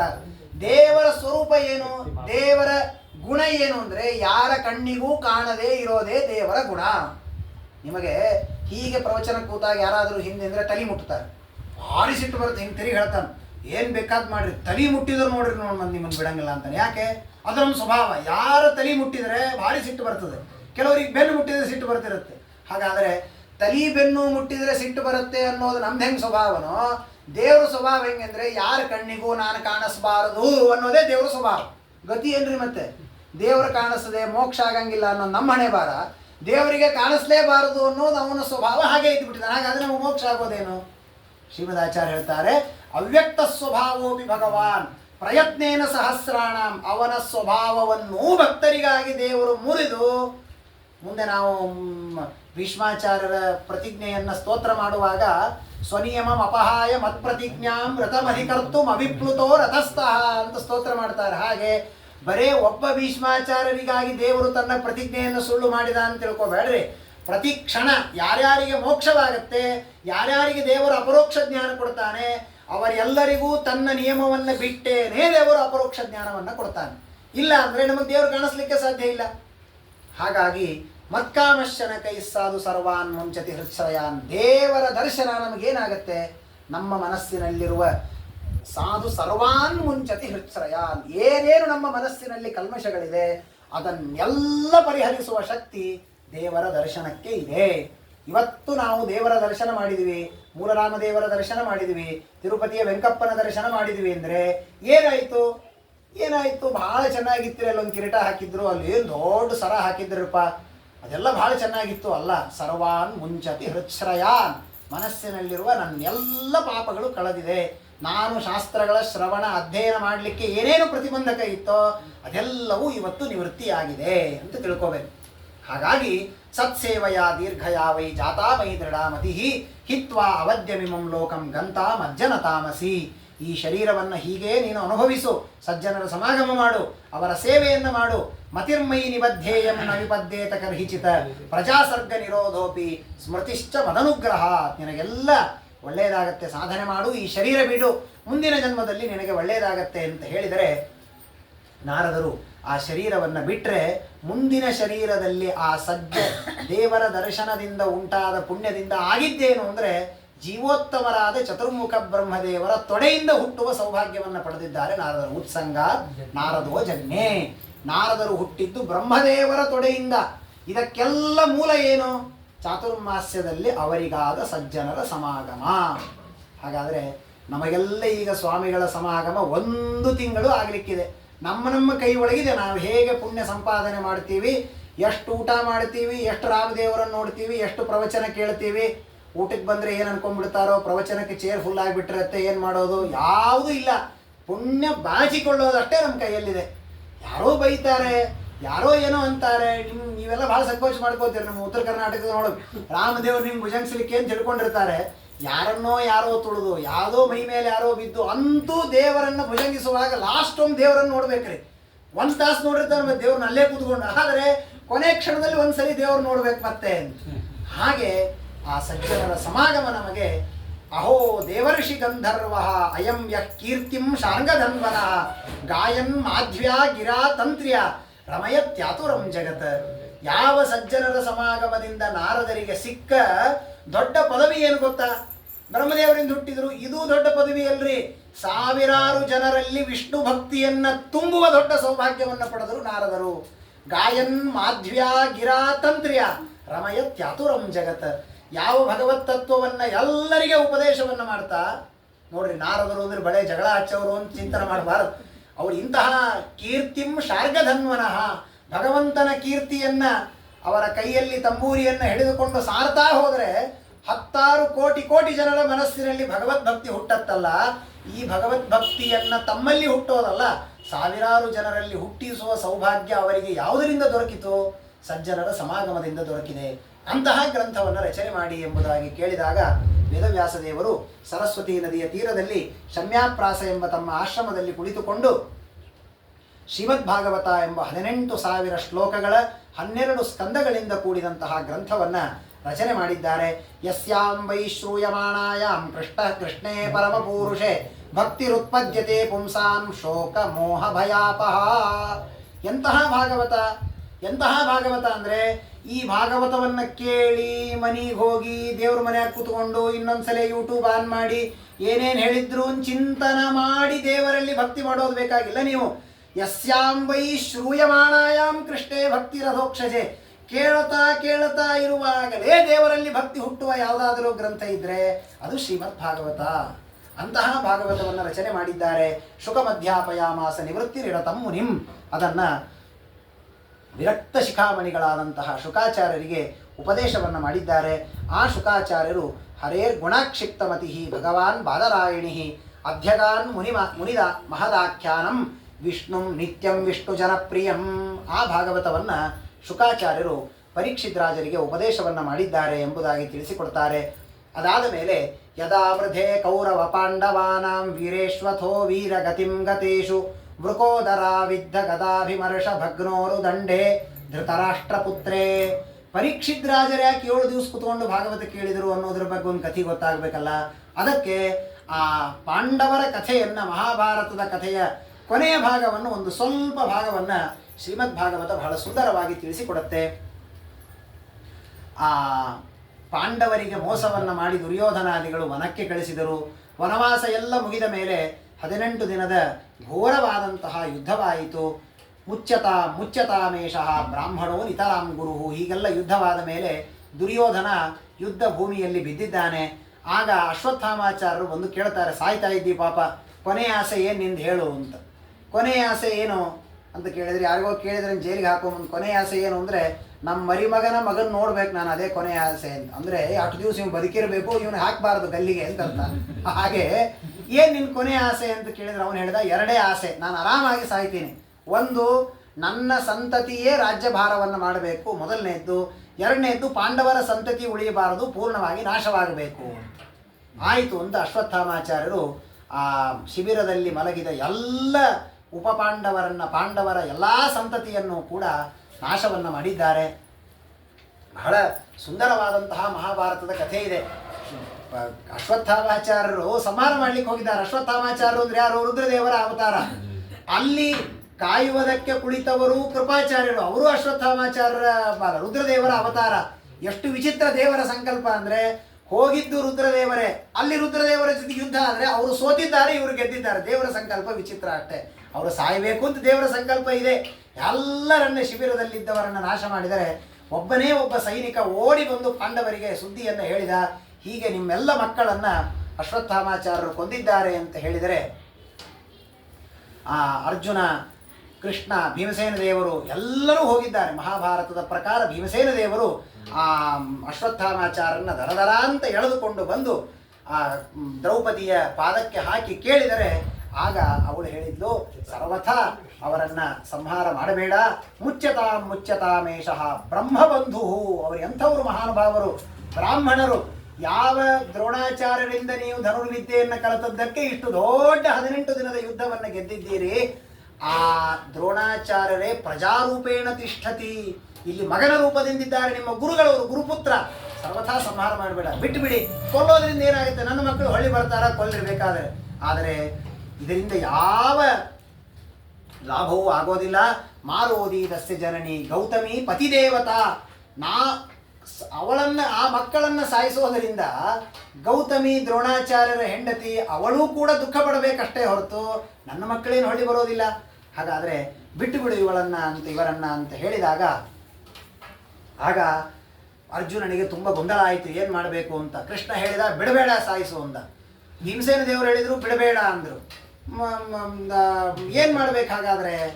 ಆಗ ದ್ರೌಪದಿ ಸಾಯಿಸಬೇಡ ಅಂತ ಇದ್ದಾಳೆ, ಭೀಮಸೇನ ದೇವರು ಸಾಯಿಸಲೇಬೇಕು ಅಂತ ಇದ್ದಾರೆ, ಏನು ಮಾಡಬೇಕು? ಆಗ ಕೃಷ್ಣನ ಹಾರ್ದವನ್ನು ತಿಳಿದಂತಹ ಅರ್ಜುನ, ಬಂಧನಂ ದ್ರವಿಣಾದಾನಂ ದೇಶಾನ್ ನಿರ್ಯಾಪನಂ ತಥಾ ಏಷ ಹಿ ಬ್ರಹ್ಮಬಂಧೂನಾಂ ವಧೋ ನಾನ್ಯೋಸ್ತಿ ದೈಹಿಕಃ. ಒಬ್ಬ ಬ್ರಾಹ್ಮಣನಿಗೆ ಸಂಹಾರ ಅಂದರೆ ಅವನನ್ನು ಕತ್ತರಿಸೋದು, ಕೊಲ್ಲೋದೇ ಸಂಹಾರ ಅಲ್ಲ. ಬಂಧನಂ, ಕಟ್ಟಿ ಹಾಕಿದರೆ ಇದೇ ಅವನಿಗೆ. ದ್ರವಿಣಾದಾನಂ, ಏನಾದರೂ ಅವನಲ್ಲಿದ್ದ ಸಂಪತ್ತನ್ನು ತೆಗೆದುಕೊಂಡು ಬಿಡೋದು ಅಥವಾ ಊರಿನಿಂದ ಬಹಿಷ್ಕಾರವನ್ನು ಹಾಕೋದು, ಇದೇ ದೊಡ್ಡದಾದಂತಹ ಅವರಿಗೆ ವಧ ಇದ್ದಂತೆ. ಆದ್ದರಿಂದ ಹೀಗೆ ಮಾಡು ಅಂತ ಹೇಳಿದಾಗ ಅವನ ತಲೆ ಮೇಲಿದ್ದ ಮಣಿಯನ್ನು ಕಿತ್ತಿ ಅವನ ಎಲ್ಲ ಸಂಪತ್ತನ್ನು ಕಸದುಕೊಂಡು ಅವನನ್ನು ದುರ್ಗಂಧಯುಕ್ತೋ ವ್ರಣಸಂಚಿತಾಂಗ ಅಂತ ಅವರು ಆ ಮಣಿ ಇದ್ದದ್ದಕ್ಕೆ ಅವರು 15-20 ದಿವಸ ಸ್ನಾನ ಮಾಡದೇ ಇದ್ದರೂ ಮೈಯಲ್ಲಿ ಸ್ವಲ್ಪವೂ ವಾಸನೆ ಇಲ್ಲ. 15-20 ದಿವಸ ರಣಾಂಗಣದಲ್ಲಿ ಏಕ ನಿಂತುಕೊಂಡು ಯುದ್ಧ ಮಾಡಿದರೆ ಶ್ರಮವೇ ಆಗ್ತಾ ಇರೋದಿಲ್ಲ ಅಶ್ವತ್ಥಾಮಾಚಾರ್ಯ. ಏನು ಅಶ್ವತ್ಥಾಮಾಚಾರ್ಯ ಯುದ್ಧ ಅಂದರೆ ಮಹಾಭಾರತದಲ್ಲಿ ಶ್ರೀಮದಾಚಾರ್ಯ ವರ್ಣನೆ ಮಾಡ್ತಾರೆ. ಸ್ವರೋಮ ಕೂಪ ಧ್ವಜ ಕಾರ್ಮುಕೇಭ್ಯ ಅಂತ. ಒಂದು ಬಾರಿ ರಥದಾಗ ನಿಂತುಕೊಂಡು ಒಂದು ಬಾಣ ಪಟ್ಟಂತ ಬಿಡೋದಲ್ರಿ. ಯುದ್ಧ ಶುರು ಅಂತ ಸಂಕಲ್ಪ ಮಾಡಿದರೆ ಅವರ ಕೈಯಿಂದ ಒಂದು ಬಾಣ, ಅವರ ರಥದಿಂದ ಒಂದು ಬಾಣ, ಅವರ ಮೈ ಮೇಲಿರುವ ಕೂದಲಿನಿಂದ ಒಂದೊಂದು ಬಾಣಗಳು, ಅವರ ರಥಕ್ಕೆ ಕಟ್ಟಿದ ಕುದುರೆಗಳ ಕೂದಲಿನಿಂದ ಒಂದೊಂದು ಬಾಣಗಳು. ಸ್ವರೋಮ ಕೂಪ ಧ್ವಜ ಕಾರ್ಮುಕೇಭ್ಯ. ಎಲ್ಲ ಕಡೆಯಿಂದ ಏಕಕಾಲಕ್ಕೆ ಬಾಣಗಳು ಹೋದರೆ ಎದುರಿಗಿದ್ದವ್ರು ಎಲ್ಲಿಂದ ಬಾಣ ಬಿಡ್ಬೇಕ್ರಿ ಪ್ರತಿ ಬಾಣ. ಇಂತಹ ಘೋರವಾದಂತಹ ಯುದ್ಧ ಅಶ್ವತ್ಥಾಮಾಚಾರ್ಯರು. ಇಂತಹ ಯುದ್ಧವನ್ನು ಆಡಿದರೆ ಶ್ರಮವೇ ಆಗ್ತಿರ್ಲಿಲ್ಲ ಅವರಿಗೆ. ಯಾಕೆ ಅಂದರೆ ಆ ಮಣಿ ಇದ್ದದ್ದಕ್ಕೆ. ಆ ಮಣಿಯನ್ನು ಕಿತ್ತಿದಾಗ ಮೈಯೆಲ್ಲ ದುರ್ವಾಸನೆಯಾಗಿದೆ. ಅವರನ್ನು ರಾಜ್ಯದಿಂದ ಹೊರಗೆ ಅಟ್ಟಿದ್ದಾರೆ. ಇಷ್ಟೆಲ್ಲ ಮುಗಿದ ಮೇಲೆ ಆ ಕುಂತಿ ಕೃಷ್ಣ ಪರಮಾತ್ಮನನ್ನು ಸ್ತೋತ್ರ ಮಾಡ್ತಾಳೆ. ಅದ್ಭುತವಾದಂತಹ ಸ್ತೋತ್ರ ಮಾಡ್ತಾಳೆ. ತತ್ರಾಸೀನಂ ಕುರುಪತಿಂ ಧೃತರಾಷ್ಟ್ರಂ ಸಹಾನುಜಂ ಗಾಂಧಾರೀಂ ಪುತ್ರಶೋಕಾರ್ತಾಂ ಪೃಥಾಂ ಕೃಷ್ಣಾಂಚ ಮಾಧವ. ದೇವರು ಗಾಂಧಾರಿಯನ್ನು, ಧೃತರಾಷ್ಟ್ರನನ್ನು ಎಲ್ಲರನ್ನ ಸಮಾಧಾನ ಪಡಿಸಿ ಇನ್ನು ತಾನು ದ್ವಾರಕೆಗೆ ಹೊರಟು ಹೋಗಬೇಕು ಅಂತ ರಥವನ್ನು ಹತ್ತುತ್ತಾ ಇದ್ದಾನೆ. ಜೋರಾದಂತಹ ಒಂದು ಆರ್ತನಾದ, ಪಾಹಿ ಪಾಹಿ ಮಹಾಯೋಗಿನ್ ದೇವದೇವ ಜಗತ್ಪತೆ ನಾಣ್ಯಂ ತ್ವದಭಯಂ ಪಶ್ಯೆ ಯತ್ರ ಮೃತ್ಯು ಪರಸ್ಪರಂ. ಬಹಳ ಸುಂದರವಾದ ಪ್ರಾರ್ಥನೆ. ಅವಳೇನು ಒಂದು 20 ಶ್ಲೋಕದ ಪ್ರಾರ್ಥನೆ ಏನಿಲ್ಲ, ಒಂದೇ ಒಂದು ಶ್ಲೋಕದ ಪ್ರಾರ್ಥನೆ, ಬಹಳ ಚೆನ್ನಾಗಿದೆ. ಆ ಒಂದೇ ಶ್ಲೋಕದ ಪ್ರಾರ್ಥನೆಗೆ ದೇವರು ಬರ್ತಾನೇನ್ರಿ? ಬರ್ತಾನೆ. ಎದಕ್ಕೆ ಬಂದ? ನಾಣ್ಯಂ ತ್ವದ ಭಯಂ ಪಶ್ಯೇ. ದೇವರನ್ನ ನಾವು ಮೊರೆ ಹೋಗುವಾಗ ನಮ್ಮಲ್ಲಿ ಇರಬೇಕಾದ ಭಾವನೆ ಏನು ಗೊತ್ತಾ? ಆಸ್ಪತ್ರೆಗೂ ಹೋಗಿ ಬಂದೆ, ರಾಯರ ಮಠಕ್ಕೂ ಹೋಗಿ ಬಂದೆ, ಆಯುರ್ವೇದ ಆಯಿತು, ಎಲ್ಲ ಆಯಿತು, ದೇವರಿಗೂ ಒಂದು ಕಾಯಿ ಹೊಡೆದಿದ್ದೀನಿ, ಅದಕ್ಕೆ ನಮಗೆ ಆರಾಮಾಗೋದಿಲ್ಲ. ಹಾಗಾದರೆ ಅವಳು ನಾಣ್ಯಂ, ಮೊದಲು ತನ್ನ ಯಾರನ್ನೋ ಮಾವನನ್ನು ಕರೆದು ಅರ್ಜುನನ ಕರೆದು ಎಲ್ಲ ಮಾಡ್ಬೋದಾಗಿತ್ತಲ್ಲ, ಏನು ಮಾಡಲಿಲ್ಲ. ನಾಣ್ಯಂ ತ್ವದ ಭಯಂ ಪಶ್ಯೆ, ನಿನ್ನನ್ನು ಬಿಟ್ಟರೆ ನನಗೆ ಅಭಯವನ್ನು ಕೊಡುವವರು ಜಗತ್ತಿನಲ್ಲಿ ಯಾರೂ ಇಲ್ಲ ಅನ್ನುವ ಒಂದು ಪ್ರಾರ್ಥನೆ. ಇದರಲ್ಲಿ ಎಲ್ಲವೂ ಅಡಗಿದೆ. ದೇವರನ್ನು ಸರ್ವೋತ್ತಮ ಅಲ್ಲೇ ಇಲ್ಲಲ್ರಿ, ಒಂದು ನಿನ್ನ ಬಿಟ್ಟು ಬೇರೆಯವ್ರ ಗತಿ ಇಲ್ಲ ಅಂದರೆ ದೇವರು ಸರ್ವೋತ್ತಮ ಅಂತೆ ಅರ್ಥ. ದೇವ್ರನ್ನ ಬಿಟ್ಟು ಇನ್ನವ್ರು ಯಾರಾದರೂ ರಕ್ಷಣೆ ಮಾಡೋರು ಇದ್ರೆ ದೇವರು ಗುಣಪೂರ್ಣ ಆಗ್ತಾ ಇರಲಿಲ್ಲ, ದೇವರು ದೋಷ ದೂರ ಆಗ್ತಾ ಇರಲಿಲ್ಲ. ಹಾಗಾದರೆ ನಿನ್ನನ್ನು ಬಿಟ್ಟರೆ ಬೇರೆಯವರು ಗತಿ ಇಲ್ಲ ಅನ್ನುವ ಪ್ರಾರ್ಥನೆಯ ಒಳಗೆ ದೇವರು ಸರ್ವೋತ್ತಮ, ಗುಣಪೂರ್ಣ, ದೋಷ ದೂರ, ಜಗಜ್ಜನ್ಮಾದಿ ಕಾರಣ ಎಲ್ಲ ಸೇರಿಕೊಂಡಂತೆ ಒಂದು ಪ್ರಾರ್ಥನೆ. ಅದ್ಭುತವಾದ ಪ್ರಾರ್ಥನೆಯನ್ನು ಆ ಉತ್ತರಾದೇವಿ ಮಾಡಿದಾಗ ಅದರ ಹಿಂದೆ ಒಂದು ಬಹಳ ಚೆನ್ನಾಗಿದೆ, ಒಂದು ಪ್ರಾರ್ಥನೆ, ಅದರ ಹಿಂದೆ ಇರುವ ಇಂಟೆನ್ಷನ್ ಏನು, ಎರಡು ಚೆನ್ನಾಗಿರ್ಬೇಕು. ಭಾಗವತ 2 ಶ್ಲೋಕದ ಅವಳ ಪ್ರಾರ್ಥನೆ, ಆ 2 ಶ್ಲೋಕದ ಪ್ರಾರ್ಥನೆ ಎರಡನ್ನು ತಿಳಿಸಿಕೊಡ್ತಾರೆ ನೋಡಿ. ಪ್ರಾರ್ಥನೆ ದೇವರು ಸರ್ವೋತ್ತಮ ಅಂತ ಮಾಡಿದ್ಲು, 1ನೇ ಪ್ರಾರ್ಥನೆ ಚೆನ್ನಾಗಿದೆ. ಆದರೆ ಎದಕ್ಕಾಗಿ ಮಾಡಿದ್ಲು? ನಾನು ಬದುಕಬೇಕು ಅಂತ ಮಾಡಿದ್ಲ? ಇಲ್ಲ. ಕಾಮಂ ದಹತು ಮಾಂ ನಾಥ ಮಾಮೇ ಗರ್ಭೋರಿ ಪಾತ್ಯತಾ. ದೇವರು ನಮ್ಮನ್ನ ಕಾಪಾಡದೇ ಇರ್ಲಿಕ್ಕೆ ಎರಡೇನು ಅಂದ್ರೆ, ಒಂದು ದೇವರನ್ನ ಸರ್ವೋತ್ತಮ ಅಂತ ನಂಬಿಲ್ಲ, ನಮ್ಮ ಎಲ್ಲ ಪ್ರಾರ್ಥನೆಯ ಹಿಂದೆ ನಮ್ಮ ಸ್ವಾರ್ಥ ತುಂಬಿಕೊಂಡಿರುತ್ತೆ. ಹಾಗಾದ್ರೆ ಅವಳಿಗೆ ಸ್ವಾರ್ಥತೆ ಇಲ್ಲ, ದೇವರನ್ನ ಬಿಟ್ಟರೆ ಬೇರೆಯವರು ಗತಿ ಇಲ್ಲ. ಈ 2 ಪ್ರಾರ್ಥನೆ ಅವಳದಿದ್ದದ್ದಕ್ಕೆ ದೇವರು ತಕ್ಷಣದಲ್ಲಿ ದೇವರು ಬಂದಿದ್ದಾನಂತೆ. ಅಪಾಂಡವಮಿದಂ ಕರ್ತುಂ ದ್ರೌಣೇರಸ್ತ್ರಮ ಬುದ್ಧ್ಯತ. ದೇವರು ತಿಳಿದುಕೊಂಡ ಇದು ಅಶ್ವತ್ಥಾಮಾಚಾರ್ಯರು ಬಿಟ್ಟಂತಹ ಬಾಣ, ದುರ್ಯೋಧನನ ಮಾತನ್ನ ಸತ್ಯ ಮಾಡುವುದಕ್ಕಾಗಿ ಇದ್ದವರನ್ನ ಸಾಯಿಸಿದ. ಅಷ್ಟು ತೃಪ್ತಿಯಾಗಲಿಲ್ಲ ಅವರಿಗೆ, ಮುಂದೆ ಬರಬಹುದಾದ ಪಾಂಡವರ ಸಂತತಿಯನ್ನೂ ನಾಶ ಮಾಡಬೇಕು ಅಂತ ಗರ್ಭದ ಮೇಲೆ ಆ ಅಸ್ತ್ರವನ್ನು ಬಿಟ್ಟಿದ್ದಾನೆ. ತರ್ಹೇವಾತ ಭೃಗುಶ್ರೇಷ್ಠ ಪಾಂಡವಾಹ ಪಂಚಸಾಯಕಾನ್ ಆತ್ಮನೋ ಅಭಿಮುಖಾನ್ ದೀಪ್ತಾನ್ ಆಲಕ್ಷ್ಯ ಅಸ್ತ್ರಾಣ್ಯಪಾದದು. ಆಗ ಆ ಅಸ್ತ್ರ ಬರ್ತಾ ಇದೆ. ಆಗ ಅರ್ಜುನನಿಗೆ ದೇವರು ಹೇಳಿದ, ನೀನು ಒಂದು ಅಸ್ತ್ರವನ್ನು ಪ್ರತಿಯಾಗಿ ಬಿಡು ಅಂತ ಹೇಳಿದ. ಪಾಂಡವರ ಮೇಲೆ ಬರ್ತಾ ಇತ್ತು. ಆಗ ಅರ್ಜುನನು ಒಂದು ಅಸ್ತ್ರವನ್ನು ಬಿಟ್ಟಿದ್ದಾನೆ. ಆ 2 ಅಸ್ತ್ರಗಳು ಬಂದು ಘರ್ಷಣೆಯಾಗುವಾಗ ಮಧ್ಯದಲ್ಲಿ ವೇದವ್ಯಾಸ ದೇವರ ಪ್ರಾದುರ್ಭಾವ ಆಗುತ್ತೆ. ವೇದವ್ಯಾಸ ದೇವರು ಹೇಳ್ತಾರೆ, ಅಯ್ಯೋ ಇದನ್ನು ಉಪಸಂಹಾರ ಮಾಡಿಕೋ ಅರ್ಜುನ ಅಂದರೆ ಅರ್ಜುನ ರೆಡಿ ಇದ್ದ. ಅಶ್ವತ್ಥಾಮಾಚಾರ್ಯಗಳು ಹಿಂಗೆಲ್ಲ ಮಾಡೋದು ಸರಿಯಲ್ಲ, ನೀನು ಉಪಸಂಹಾರ ಮಾಡಿಕೋ ಅಂತ ಹೇಳಿದರೆ ವೇದವ್ಯಾಸ ದೇವರಿಗೆ ಬೈತಾನೆ, ಕೃಷ್ಣನಿಗೆ ಬೈತಾರೆ ಅಶ್ವತ್ಥಾಮಾಚಾರ್ಯರು. ನೀನು ಭಾಗಿನೇಯಸ್ಯ ಸಂತತಿಂ ತತ್ರೈವ ಪಾತಯಾಮ್ಯಸ್ತ್ರಂ ಉತ್ತರ ಗರ್ಭಕೃಂತನೆ. ನಿನ್ನ ತಂಗಿಯ ಗರ್ಭ ಇದು ಪಾಂಡವರ ಸಂತತಿ ಅನ್ನೋ ಕಾರಣಕ್ಕೆ ಅವ್ರ ಮೇಲೆ ಪ್ರೀತಿ ಮಾಡ್ತೀಯಾ? ಹಾಗಾದ್ರೆ ಅದರ ಮೇಲೆ ಬಾಣವನ್ನು ಬಿಡ್ತೇನೆ ಎಂದು ಕೃಷ್ಣ ಹೇಳ್ತಾನೆ. ನನ್ನ ಸಂಕಲ್ಪ ಎಷ್ಟು ದಿನ ಪಾಂಡವರು ಭೂಮಿಯ ಮೇಲಿರಬೇಕು ಅಂತಿದೆ ಅಷ್ಟು ದಿನ ನೀ ಅಲ್ಲ, ನಿಮ್ಮಪ್ಪ ಬಂದು ಅಸ್ತ್ರ ಬಿಟ್ಟರು ಯಾರು ಏನು ಮಾಡ್ಲಿಕ್ಕೆ ಕೊಡೋದಿಲ್ಲ, ನೀನು ಬಿಡು, ಆಮೇಲೆ ನಾನು ರಕ್ಷಣೆ ಮಾಡ್ತೀನಿ ಅಂತ ಅಸ್ತ್ರವನ್ನು ಬಿಡಿಸ್ತಾನೆ. ಈ ಕಡೆಯಲ್ಲಿ ಆ ವೇದವ್ಯಾಸ ದೇವರು 2 ಅಸ್ತ್ರಗಳನ್ನು ಅರ್ಜುನನಿಂದಲೇ ಉಪಸಂಹಾರವನ್ನು ಮಾಡಿಸ್ತಾರೆ. ಆ ಇನ್ನೊಂದು ಅಸ್ತ್ರವನ್ನೇನು ಗರ್ಭದ ಮೇಲೆ ಬಿಟ್ಟಿದ್ರೋ ಅವೆಲ್ಲ ಒಂದೇ ಅಸ್ತ್ರಗಳ ಅಂಶಗಳು. ಒಂದು ಅಸ್ತ್ರವನ್ನು ಪಾಂಡವರ ಮೇಲೆ, ಇನ್ನೊಂದು ಅಸ್ತ್ರದ ಅಂಶವನ್ನು ಉತ್ತರಾದೇವಿಯ ಗರ್ಭದ ಮೇಲೆ ಬಿಟ್ಟಿದ್ದಾರೆ. ದೇವರು ಸ್ವಯಂ ಗದಾಪಾಣಿಯಾಗಿ ಉತ್ತರಾದೇವಿಯ ಗರ್ಭದಲ್ಲಿ ಪ್ರವೇಶವನ್ನು ಮಾಡಿದ್ದಾನೆ. ಉತ್ತರಾಯ ಹತೋ ಗರ್ಭ ಈಶೇನ ಉಜ್ಜೀವಿತ ಪುನಃ. ಆಗ ಆ ಗರ್ಭದಲ್ಲಿ ತಾನು ಕರಗರಾಂತ ತಿರುಗಿ ಆ ಅಸ್ತ್ರದಿಂದ ಯಾವ ತೊಂದರೆಯೂ ಆಗದೇ ಇದ್ದಂತೆ ದೇವರು ಆ ಗರ್ಭವನ್ನು ತಾನು ರಕ್ಷಣೆ ಮಾಡಿದ್ದಾನೆ. ಆ ಗರ್ಭ ಹೀಗೆ ಕೃಷ್ಣ ತಿರುಗುವಾಗ ಕಣ್ಣೆತ್ತಿ ನೋಡಿದ್ದಕ್ಕೆ ಪರ್ಯೈಕ್ಷತಕ ಇತ್ಯಸೌ, ಯಾರಪ್ಪ ನನ್ನ ರಕ್ಷಣೆಗೆ ಬಂದಿದ್ದಾನೆ ಅಂತ ಕಣ್ಣೆತ್ತಿ ನೋಡಿದ್ದಕ್ಕೆ ಆ ಮಗುವಿಗೆ ಪರೀಕ್ಷಿತ ಅಂತ ಹೆಸರು ಬಂದಿದೆ. ಅವನು ಹುಟ್ಟಿದ ಮೇಲೆ ಅವನಿಗೆ ನಾಮಕರಣ ಮಾಡಿದ್ದು ವಿಷ್ಣುರಾತ, ದೇವರಿಂದಲೇ ರಕ್ಷಿತನಾಗಿದ್ದಕ್ಕಾಗಿ ವಿಷ್ಣುರಾತ ಎಂಬುದಾಗಿ ಆ ಮಗುವಿಗೆ ನಾಮಕರಣ ಮಾಡಿದ್ದಾರೆ. ಕೃಷ್ಣ ಪರಮಾತ್ಮ ಆ ರಕ್ಷಣೆಯನ್ನು ಮಾಡಿ ಮತ್ತೆ ತಿರುಗಿ ದ್ವಾರಕಾಪಟ್ಟಣಕ್ಕೆ ಹೊರತಾಗ ಕುಂತಿ ಅದ್ಭುತವಾದ ಸ್ತೋತ್ರವನ್ನು ಮಾಡ್ತಾಳೆ. ನಮಸ್ತೆ ಪುರುಷಂ ತ್ವಾದ್ಯಂ ಈಶ್ವರಂ ಪ್ರಕೃತೆ ಪರಂ ಅಲಕ್ಷ್ಯಂ ಸರ್ವಭಾವಾನಾಂ ಅಂತರ್ಬಹಿರಪಿ ಧ್ರುವಂ ಕೃಷ್ಣಾಯ ವಾಸುದೇವಾಯ ದೇವಕೀನಂದನಾಯ ಚ ನಂದಗೋಪಕುಮಾರಾಯ ಗೋವಿಂದಾಯ ನಮೋ ನಮಃ. ಅದ್ಭುತವಾದ ದೇವರಿಗೆ ನಮಸ್ಕಾರವನ್ನು ಮಾಡಿ ಸ್ತೋತ್ರವನ್ನು ಮಾಡ್ತಾಳೆ. ಆ ಸ್ತೋತ್ರ ಬಹಳ ಚೆನ್ನಾಗಿದೆ. ಆ ಸ್ತೋತ್ರವನ್ನು ಎಲ್ಲ ಹೇಳ್ತಾ ಕೂತ್ಕೊಂಡ್ರೆ ನಮಗೆ ಸಪ್ತಾಹದ ಮಂಗಳ ಆಗೋದು ಕಷ್ಟ ಇದೆ. ಯಥಾ ಹೃಷಿಕೇಶ ಖಲೇನ ದೇವಕಿ ಕಂಸೇನ ರುದ್ಧಾತಿ ಚುರಂ ಶುಚಾರ್ಪಿತ ವಿಮೋಚಿತಾಹಂ ಚ ಸಹಾತ್ಮಜಾ ವಿಭೋ ತ್ವಯೇವ ನಾಥೇನ ಮುಹುದ್ವಿಪದ್ಗಣ. ಎಷ್ಟು ವಿಪತ್ತುಗಳಿಂದ ದೇವರೇ ನಮ್ಮನ್ನು ರಕ್ಷಣೆ ಮಾಡಿರಿ. ದೇವರ ಸಂಸಾರದ ಮುಂದೆ, ಅವನ ಪರಿವಾರದ ಮುಂದೆ ನಾವು ಯಾವ ಲೆಕ್ಕರಿ? ಒಂದು 4 ಜನ ಸೇರಿದ ಸಮಾರಂಭದೊಳಗೆ ಎಲ್ಲಿ ಸಿಕ್ಕೇ ಇಲ್ಲಲ್ಲ ಒಂದು ತಾಸಿಂದ ಅಂತ ಹೆಂಡತಿ ಕೇಳಿದ್ರೆ ಗಂಡಗೆ ಸಿಟ್ಟು ಬಂದಿರ್ತದೆ. ಇಲ್ಲಿ ಎಲ್ಲಿ ಒಬ್ಬರು ನೋಡಿದ್ರೆ ಒಬ್ರು ಸಿಗ್ತಾ ಇಲ್ಲ, ನಿನ್ನೆಲ್ಲಿ ನೋಡ್ಕೊಳ್ಳೋದು, ಎಲ್ಲರೂ ಸಿಕ್ಕಲ್ಲಿ ಊಟ ಮಾಡು ಅಂತ. ಆದರೆ ಒಬ್ಬ ಹೆಂಡತಿಯನ್ನು ಒಬ್ಬ ಗಂಡನಿಗೆ ನೋಡ್ಕೊಳ್ಳಿಕ್ಕಾಗೋದಿಲ್ಲ ಅಂದರೆ ಇಷ್ಟು ದೊಡ್ಡ 14 ಲೋಕ ಜಗತ್ತು, ಇದರೊಳಗಿದ್ದವ್ರು ಯಾರ್ಯಾರೇ? ಬರೀ ದೇವತೆಗಳಷ್ಟೇ ದೇವರ ಪರಿವಾರನ, ಅಥವಾ ಬರೀ ಬ್ರಾಹ್ಮಣರಷ್ಟೇ, ಬರೀ ಮಾಧ್ವರಷ್ಟೇ, ಹಿಂಗೇನ್ರ ಅದನ? ಎಲ್ಲರೂ ದೇವರನ್ನ ಬೈಯುವ ಕಂಸನಿಗೆ ಶಕ್ತಿಯನ್ನು ದೇವರೇ ಕೊಡಬೇಕು, ಮೊಸಳಿಗೂ ದೇವರೇ ಕೊಡಬೇಕು, ಪಶುಗಳಿಗೂ ಅವನೇ ಕೊಡಬೇಕು. ದೇವ ತಿರಿಯಂಗ್ ರುಯೋನಿಶು ಏನೇನಿದೆ ಎಲ್ಲರನ್ನ ದೇವರೇ ನೋಡ್ಕೊಳ್ಬೇಕು. ಅಷ್ಟರಲ್ಲಿ ಮುಂದೆ ದಶಮಸ್ಕಂದದಲ್ಲಿ ಬರುತ್ತಲ್ಲ, ನಾರದರು ಈ 16,108 ಜನರ ಮನೆಗೆ ಹೋದ್ರಂತೆ. ಏನು ಮಾಡ್ತಾನೆ ಕೃಷ್ಣ ನೋಡೋಣ ಅಂತ ಒಂದು ದಿವಸ ಹೋಗಿದ್ನಂತೆ. ಹೋದಾಗ ಮೊದಲನೇ ಆಕಿ ಮನೆಗೆ ಹೋದ್ನಂತೆ. ಹೋಗಿ ಆ ರುಕ್ಮಿಣಿ ಕೇಳದಂತೆ, ಕೃಷ್ಣ ಏನು ಮಾಡ್ತಾನೆ, ಏನೇನು ದಿನ ದೇವರ ಚರಿತ್ರೆ ಹೇಳು, ನಿಮ್ಮ ಮನೆಯಾಗ ಏನು 5 ನಿಮಿಷ ಇರ್ತಾನೋ 8 ನಿಮಿಷ ಇರ್ತಾನೋ? ಯಾಕಂದ್ರೆ 16,108 ರೊಟೇಟ್ ಆಗ್ಬೇಕಲ್ರಿ ದಿವಸ. ಅದಕ್ಕೆ ರುಕ್ಮಿಣಿ ಹೇಳಿದ್ಲಂತೆ, ಒಂದು ಗುಟ್ಟು ಹೇಳ್ತೀನಿ ಬಾ ನಿನಗೆ. ಏನು ಅಂದರೆ, ಯಾರ ಮುಂದೂ ಹೇಳಬೇಡ, ಕೃಷ್ಣ ನನ್ನ ಮೇಲೆ ಬಹಳ ಪ್ರೀತಿ ಮಾಡ್ತಾನೆ, 24 ತಾಸು ನಮ್ಮ ಮನೆಗೆ ಇರ್ತಾನೆ, ಅದಕ್ಕೆ ಅವರೆಲ್ಲ ಒದ್ದಾಡ್ತಾರೆ ಅಂತ. ಸರಿ, ಏನು ಪುಣ್ಯವಂತಳು ರುಕ್ಮಿಣಿ ಅಂತ ಸತ್ಯಭಾಮನ ಮನೆಗೆ ಹೋದರೆ ರಥಭಾಮ ಕರೆದಂತ ಒಂದು ಹೇಳ್ತೀನಿ ಬಾ ಅಂತ. ಏನು ಅಂದರೆ, ಯಾವಾಗಲೂ ನಮ್ಮ ಮನೆಗೆ ಇರ್ತಾನೆ, ನನ್ನ ಮೇಲೆ ಬಹಳ ಪ್ರೀತಿ ಕೃಷ್ಣಗಿದ್ದೀನಿ, ಯಾರ ಮುಂದೂ ಹೇಳಬೇಡ. 16,108 ಜನರು ಮನೆಗೆ ಹೋದರೆ 16,108 ಜನರು ಇದೇ ರಿಪೋರ್ಟ್. ನಾರದರಿಗೆ ಅನ್ನಿಸ್ತು, ಇದು ದೇವರಿಗೆ ಮಾತ್ರ ಸಾಧ್ಯ, ಇನ್ಯಾರಿಗೂ ಈ ಪ್ರೀತಿಯನ್ನು ಇಷ್ಟು ಸಮಾನವಾಗಿ ಯಾರ ಮೇಲೆ ಮಾಡಲಿಕ್ಕೆ ಸಾಧ್ಯ ಇಲ್ಲ ಅಂತ. ನಮ್ಮ ಸತ್ಯ ಪ್ರಮೋದ ತೀರ್ಥ ಶ್ರೀಪಾದಂಗಳವರ ಕಥೆಯನ್ನು ಕೇಳುವಾಗ ಈ ಥರದ ಕಥೆ ಕೇಳ್ತೇವೆ ನಾವು.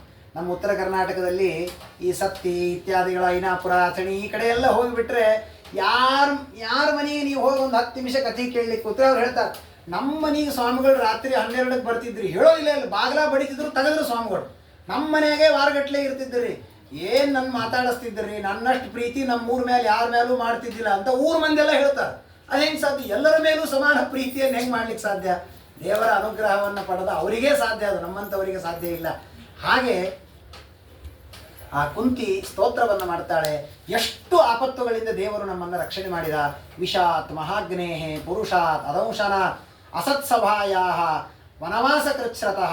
ಎಷ್ಟು ವನವಾಸ ಏನು, ಅಜ್ಞಾತವಾಸ ಏನು, ನಮ್ಮ ಅರಗಿನ ಮನೆಯ ಸುಡೋದೇನು, ವಿಷ ಕುಡಿಸಿದ್ರು, ಏನೇನು ಸಾಯುವುದು ಅಂತಿದೆ ಎಲ್ಲ ಪ್ರಯತ್ನ ಮಾಡಿ ಆಯಿತು. ಆದರೆ ನನ್ನ ಮಕ್ಕಳಿಗೆ ನನಗೆ ಒಂದು ಸಣ್ಣ ಆಘಾತವೂ ಏನೂ ಆಗಲಿಲ್ಲ.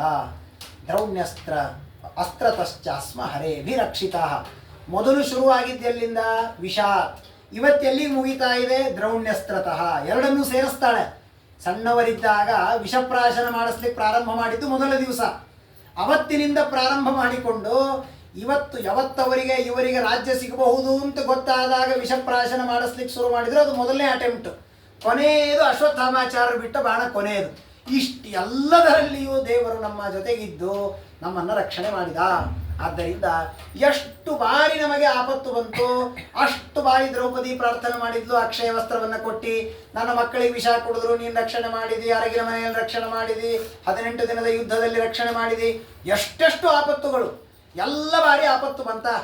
ನಾವು ನಿಮ್ಮನ್ನು ಪ್ರಾರ್ಥನೆ ಮಾಡಿದ್ವಾ, ನೀನು ಬಂದು ರಕ್ಷಣೆ ಮಾಡಿದ. ಹಾಗಾಗಿ ನನಗೊಂದು ಅನಿಸ್ತಾ ಇದೆ, ನಮಗೆ ಆಪತ್ತೇ ಕೊಟ್ಬಿಡು ಕಂಟಿನ್ಯೂ. ಯಾಕೆ ನಿನ್ನ ನಾಮಸ್ಮರಣೆ ಬರುತ್ತೆ. ವಿಪದ ಸಂತೋನ ಶಾಶ್ವತ ತತ್ರ ತತ್ರ ಜಗತ್ಪತೆ ಭವತೋ ದರ್ಶನಂ ಯಸ್ಯ ಅಪುನರ್ಭವ ದರ್ಶನಂ. ನಮಗೆ ಜೀವನದಲ್ಲಿ ಸುಖನೋ ದುಃಖನೋ ಲೆಕ್ಕಕ್ಕಲ್ಲ, ದೇವರ ದರ್ಶನ ಆಯ್ತಾ ಇಲ್ವಾ? ಯಾವುದರಿಂದ ಆಗತ್ತೆ ಅದು ದುಃಖವಾದರೂ ಅದೇ ನನಗೆ ಬರಲಿ. ನನಗೆ ತುಂಬ ಆನಂದ ಆಗತ್ತೆ, ದೇವರ ಸ್ಮರಣೆ ಬರೋದಿಲ್ಲ, ಅಂಥ ಆನಂದ ನಮಗೆ ಬೇಡ. ಆನಂದ ಬಂದಾಗ ಬೇಡ ಅನ್ನೋ ನಮಗೆ ಆಗಲಿಲ್ಲ ಮಳೆ ಬಾರಕ್ಕೆ, ಅಂಥ ಆನಂದವೇ ಬೇಡ ಅಂತ ದೇವರಲ್ಲಿ ಬೇಡ್ಕೊಳ್ಳೋಣ ಅಷ್ಟೇ. ಹಾಗಾಗಿ ನಮೋ ಅಕಿಂಚನ ವಿತ್ತಾಯ ನಿವೃತ್ತ ಗುಣವೃತ್ತಯೇ ಆತ್ಮಾರಾಮಾಯ ಶಾಂತಾಯ ಕೈವಲ್ಯ ಪತಯೇ ನಮಃ. ದೇವರನ್ನ ಸ್ತೋತ್ರ ಮಾಡುವಾಗ ಕುಂತಿ ಬಹಳ ಸುಂದರವಾದ ಶಬ್ದವನ್ನು ಇಡುತ್ತಾಳೆ. ಎಂಥವನು ದೇವರು? ನಾವು ಯಾವಾಗ ದೇವರನ್ನು ಬೇಡ್ಕೊಂಡ್ವಲ್ಲ, ಯಾವಾಗ ದೇವರು ನಮ್ಮನ್ನು ಬಂದು ರಕ್ಷಣೆ ಮಾಡಿದ್ನಲ್ಲ, ಆಗೆಲ್ಲ ನಾವು ಪಾಪರೇ. ಯಾಕೆ ನಾವು ಬೇಡ್ಕೊಂಡಿದ್ದೆ ವನವಾಸದಾಗೆ, ರಾಜ್ಯ ಕಳ್ಕೊಂಡಾಗೆ, ಬಟ್ಟಿ ಕಳ್ಕೊಂಡಾಗೆ. ಹಾಗಾದರೆ ನಾವ್ಯಾವತ್ತೂ ದೇವರಿಗೆ ದಕ್ಷಿಣೆ ಹಾಕಿ ಬೇಡ್ಕೊಂಡವರೇ ಅಲ್ಲ. ಹೀಗಾಗಿ ದೇವರೇನು ಗೊತ್ತಾ, ನಮೋ ಅಕಿಂಚನ ವಿತ್ತಾಯ. ದೇವರು ಯಾರಿಗೆ ಒಲಿಯುತ್ತಾನೆ ಅಂದರೆ ಯಾರಲ್ಲಿ ಹಣ ಇಲ್ಲ ಭಕ್ತಿ ಇದೆ ಅವರಿಗೆ ಒಲಿಯುತ್ತಾನೆ. ಯಾಕೆ ನಾವೇ ಉದಾಹರಣೆ ಅದಕ್ಕೆ. ನಾವು ದೇವರು ಎಲ್ಲಿ ಅರಣ್ಯದಲ್ಲಿದ್ದಾಗ ಬೇಡ್ಕೊಂಡ್ವಿ, ಅನುಗ್ರಹ ಮಾಡಿದ. ಋಷಿಗಳಿದ್ದಾರೆ, ಮುನಿಗಳಿದ್ದಾರೆ, ಏನು ಮಾಡಬೇಕು ಅಂತ ಕೇಳ್ಕೊಂಡ್ವಿ, ಅಕ್ಷಯ ಪಾತ್ರ ಕೊಟ್ಟ, ಅಲ್ಲಿ ಅನ್ನವನ್ನು ಕೊಟ್ಟ. ಹಾಗಾದ್ರೆ ಅಲ್ಲೇನ್ರ ಪಾತ್ರಿ ಬೇಡ್ಕೋಬೇಕಾದ್ರೆ ನಾವೇನು ದಕ್ಷಿಣೆ ಕೊಟ್ಟಿದ್ವಾ ದೇವರಿಗೆ? ಹಾಗಾದರೆ ದೇವರು ನಮಗೆ ಒಲಿಯೋದು ಭಕ್ತಿ ಇದ್ದಾಗ ಹೊರತು ಸಂಪತ್ತು ಇದ್ದರೆ ಅಲ್ಲ. ಆದ್ದರಿಂದ ನಮಃ, ಅವಳು ಬೇಡುವ ಮೊದಲ ದೇವರನ್ನು ನಮಸ್ಕಾರ ಮಾಡಲಿಕ್ಕೆ ನಿನ್ನಲ್ಲಿರುವ ದೊಡ್ಡ ಗುಣ ಏನು? ಅಕಿಂಚನ ವಿತ್ತಾಯ. ಯಾರಲ್ಲಿ ವಿತ್ತ ಇಲ್ಲ ಅವರಿಗೆ ನೀನು ಭಕ್ತಿ ಇದ್ದವರಿಗೆ ಒಲಿಯುವಂತಹ ದೇವರು ನೀನು. ಮನ್ನೇ ತ್ವಾಂ ಕಾಲಮೀಶಾನಂ ಮನಾದಿ ನಿಧನಂ ಪರಂ ಸಮಂ ಚರಂತಂ ಸರ್ವತ್ರ ಭೂತಾನಾಂ ಪಂತಿ ಯನ್ಮಿಥ ಕಲಿಹಿ. ಆ ದೇವರನ್ನ ಪ್ರಾರ್ಥನೆ ಮಾಡ್ತಾಳೆ.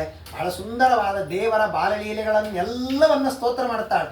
ಗೋಪ್ಯಾದದೇ ತ್ವಯಿ ಕೃತಾಗ ಸಿತಾವತಾವತ್ ಯಾತೆ ದಶಾಶ್ರು ಕಲಿಲಾಂಜನ ಸಂಭ್ರಮಾಕ್ಷಂ ವಕ್ತ್ರಂ ವಿನಮ್ಯ ಭಯಭಾವನಯ ಸ್ಥಿತಸ್ಯ ಸಾಮಾಂ ವಿಮೋಹಯತಿ ಯಂ ಪ್ರತಿಯಂ ಬಿಭೇತಿ. ಬಹಳ ಸುಂದರವಾಗಿ ಚೇಷ್ಟೆ ಮಾಡ್ತಾಳೆ ಕೃಷ್ಣನಿಗೆ.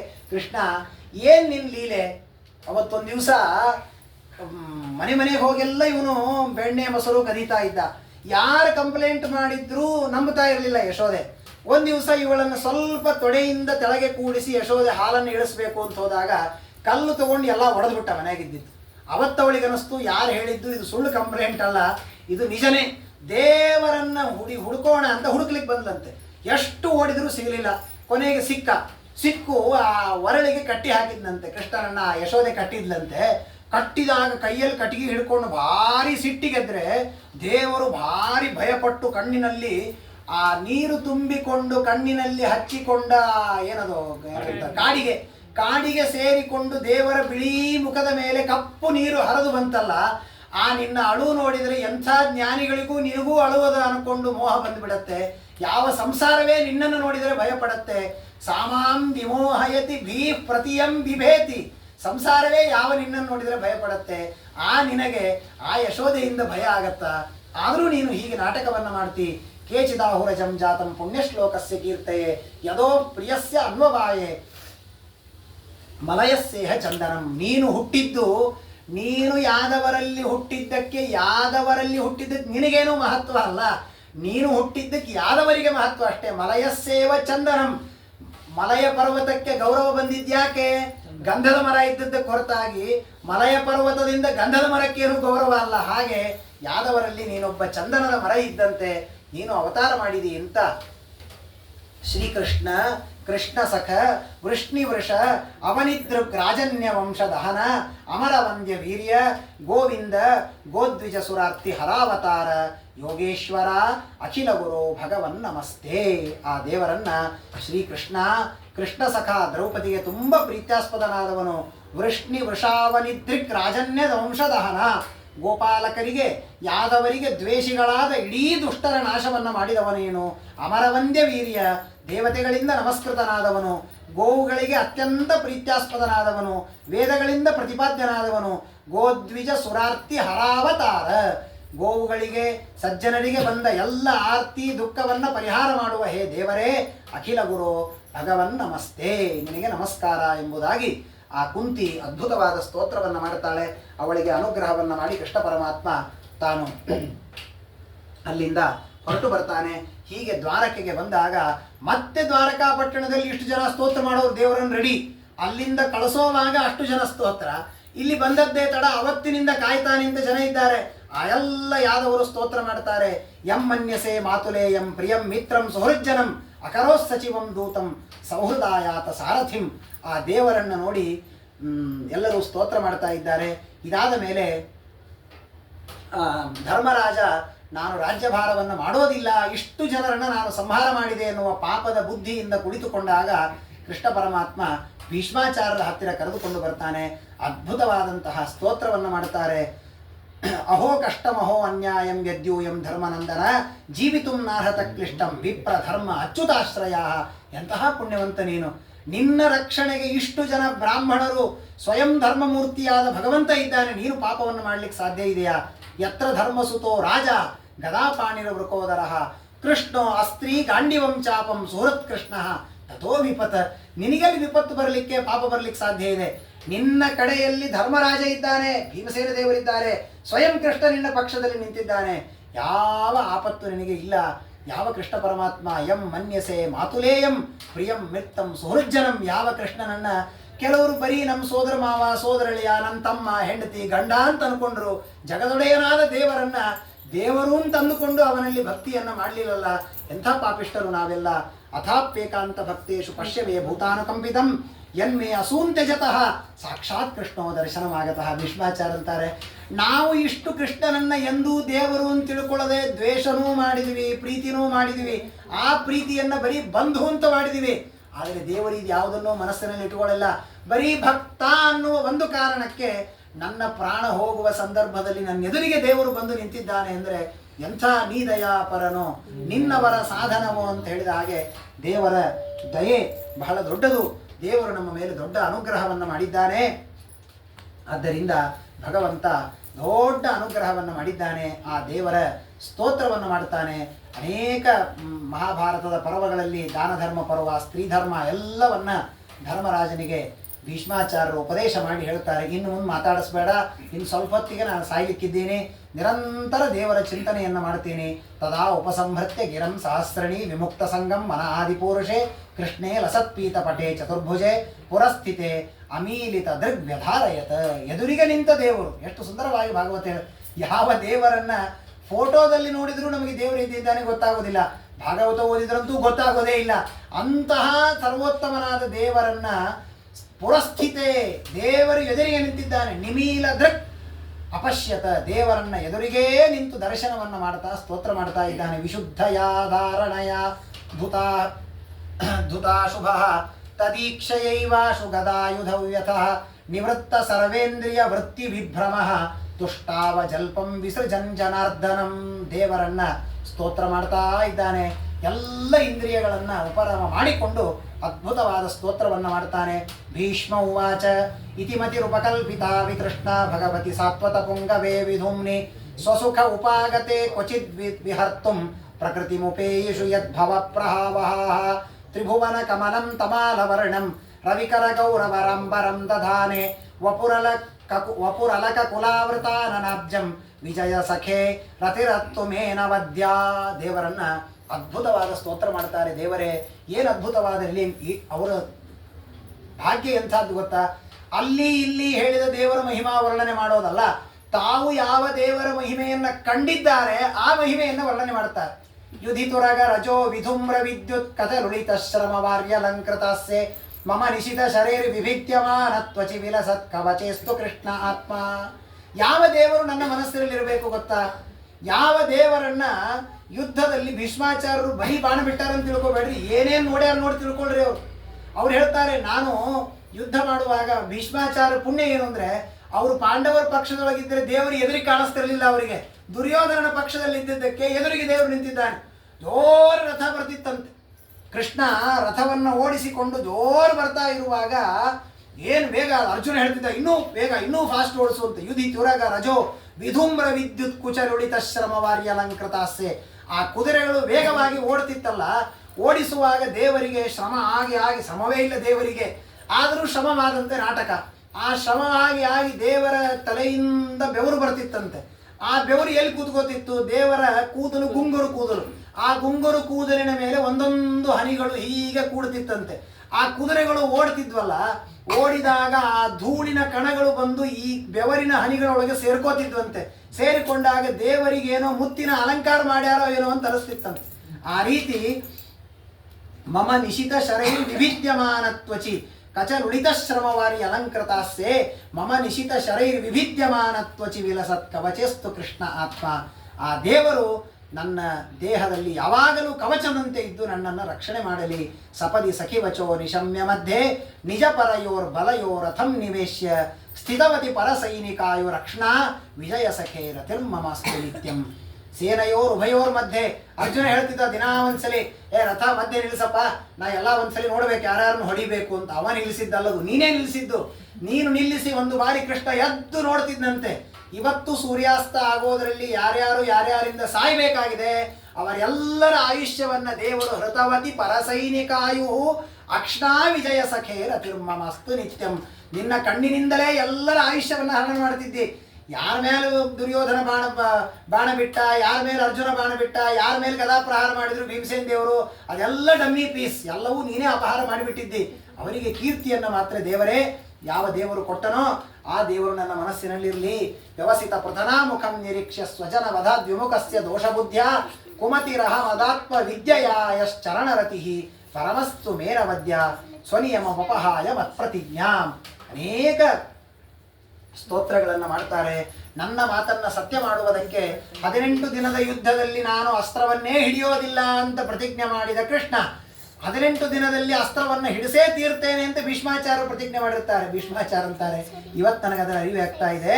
ಯಾಕೆ? ನಿನ್ನ ಸಂಕಲ್ಪವನ್ನು ಯಾರಾದರೂ ಸುಳ್ಳು ಮಾಡ್ಲಿಕ್ಕೆ ಸಾಧ್ಯ ಇದೆಯಾ? ಆದರೆ ಒಬ್ಬ ನಾನು ಭಕ್ತ ಅನ್ನುವ ಕಾರಣಕ್ಕೆ ನನ್ನ ಮಾತನ್ನ ಸತ್ಯ ಮಾಡಲಿಕ್ಕೆ ನಿನ್ನ ನಿಯಮವನ್ನು ಸುಳ್ಳು ಮಾಡಿ ನೀನು ರಥ ಚರಣೋಭ್ಯದಾತ್ ಬಲಾಗ್ರೆ ಹರಿರಿವ ಹಂತು ಮಿಮಂ ಗತೋತ್ತರೀಯ. ನಿನ್ನ ಮೈಮೇಲಿರುವ ಉತ್ತರಿಯ ತೆಳಗೆ ಬೀಳ್ತಾ ಇದೆ. ಆ ರಥದ ಚಕ್ರವನ್ನ ಎತ್ತಿ ನೀನು ಒಗೆಯೋದು ನೋಡಿದರೆ ನನ್ನ ಮೇಲೆ ಸಿಂಹವೇ ಬಂದು ಮೇಲೆ ಬೀಳ್ತಾ ಇದೆ. ಹರಿರಿವ, ಸಿಂಹದಂತೆ ನನ್ನ ಮೇಲೆ ನೀನು ನುಗ್ಗಿದಿ.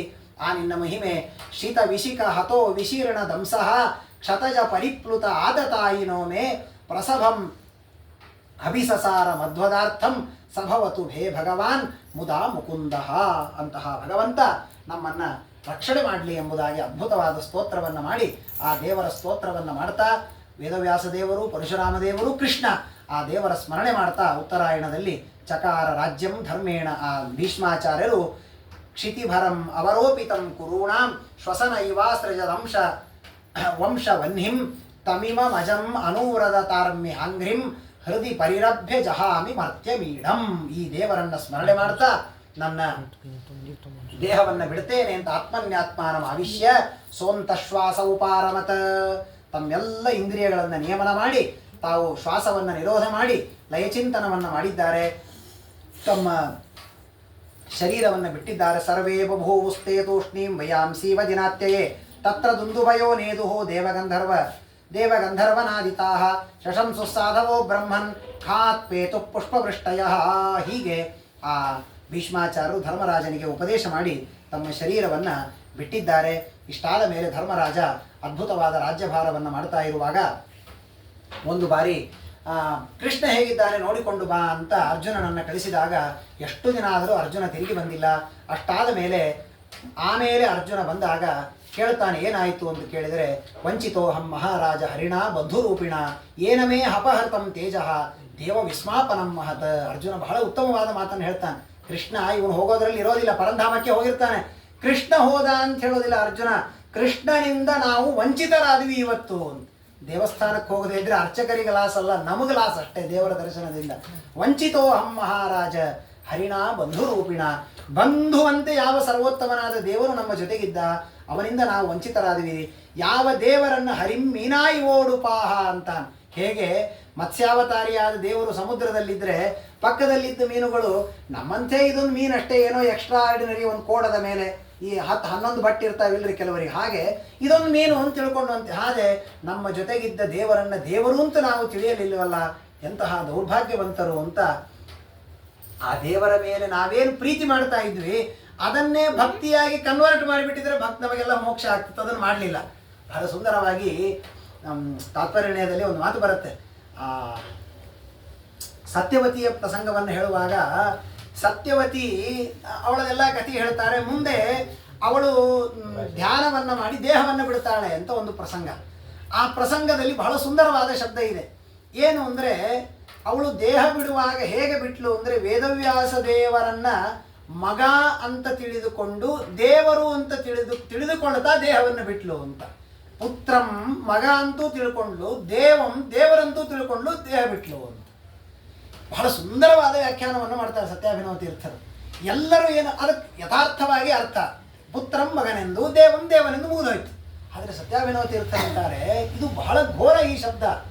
ಯಾಕೆ ಅಂದರೆ ಯಾರನ್ನ ಮಗ ಅಂತ ತಿಳ್ಕೊಂಡ್ರೆ ಮೋಕ್ಷ ಆಗ್ಲಿಕ್ಕೆ ಸಾಧ್ಯ ಇಲ್ಲ. ಯಾಕೆ ಮಗ ಅಂತ ತಿಳ್ಕೊಂಡ್ಬಿಟ್ರೆ ಭಕ್ತಿ ಬರೋದಿಲ್ಲ. ಭಕ್ತಿ ಬರಬೇಕು ಅಂತ ದೇವರು ಅಂತ ತಿಳ್ಕೊಂಡ್ರೆ ಮಗ ಆಗ್ಲಿಕ್ಕೆ ಸಾಧ್ಯ ಇಲ್ಲ. ಭಕ್ತಿ ಬರಬೇಕು ದೊಡ್ಡವನಾಗಬೇಕು, ಮಗ ಆಗಬೇಕು ಅಂದರೆ ಸಣ್ಣವನಾಗಬೇಕು. ಹಾಗಾದರೆ ಮಗ ಅಂತೂ ತಿಳ್ಕೊಂಡು ಭಕ್ತಿನೂ ಮಾಡಿದ್ವಿ, ಹೆಂಗೆ ಸಾಧ್ಯ ಇದು? ಸತ್ಯಾಭಿನವ ತೀರ್ಥರು ಬಹಳ ಸುಂದರವಾಗಿ ಬರೀತಾರೆ. ಮಗ ಅಂತ ತಿಳ್ಕೊಂಡ್ಲು ಅಂದರೆ ಮಗ ಅನ್ನುವಲ್ಲಿರುವ ಪ್ರೀತಿ ಎಂಬ ಅಂಶವನ್ನು ತೆಗೆದುಕೊಂಡ್ಲಂತೆ. ಭಕ್ತಿ ಮಾಡ್ಲಿಕ್ಕೆ ಪ್ರೀತಿ ಬೇಕಲ್ವಾ?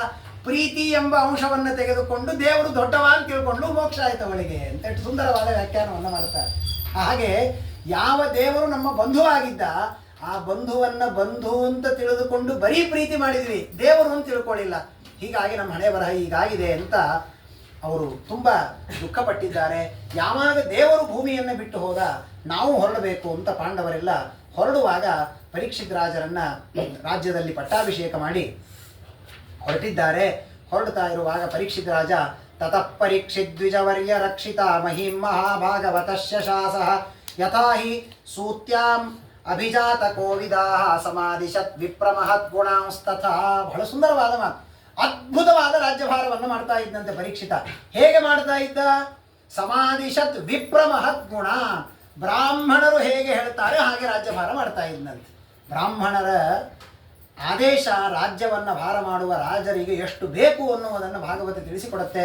ಅದ್ಭುತವಾದ ರಾಜ್ಯಭಾರ ಮಾಡುವಾಗ ಒಂದು ಬಾರಿ ಕಲಿ ಪ್ರವೇಶ ಆಗಿದೆ ಅಂತ ಅರ್ಥವಾಗಿ ಕಲಿಯನ್ನು ನಿಗ್ರಹ ಮಾಡುವುದಕ್ಕೆ ಅಂತ ಬಂದಿದ್ದಾನೆ. ಆಗ ಪರೀಕ್ಷಿತ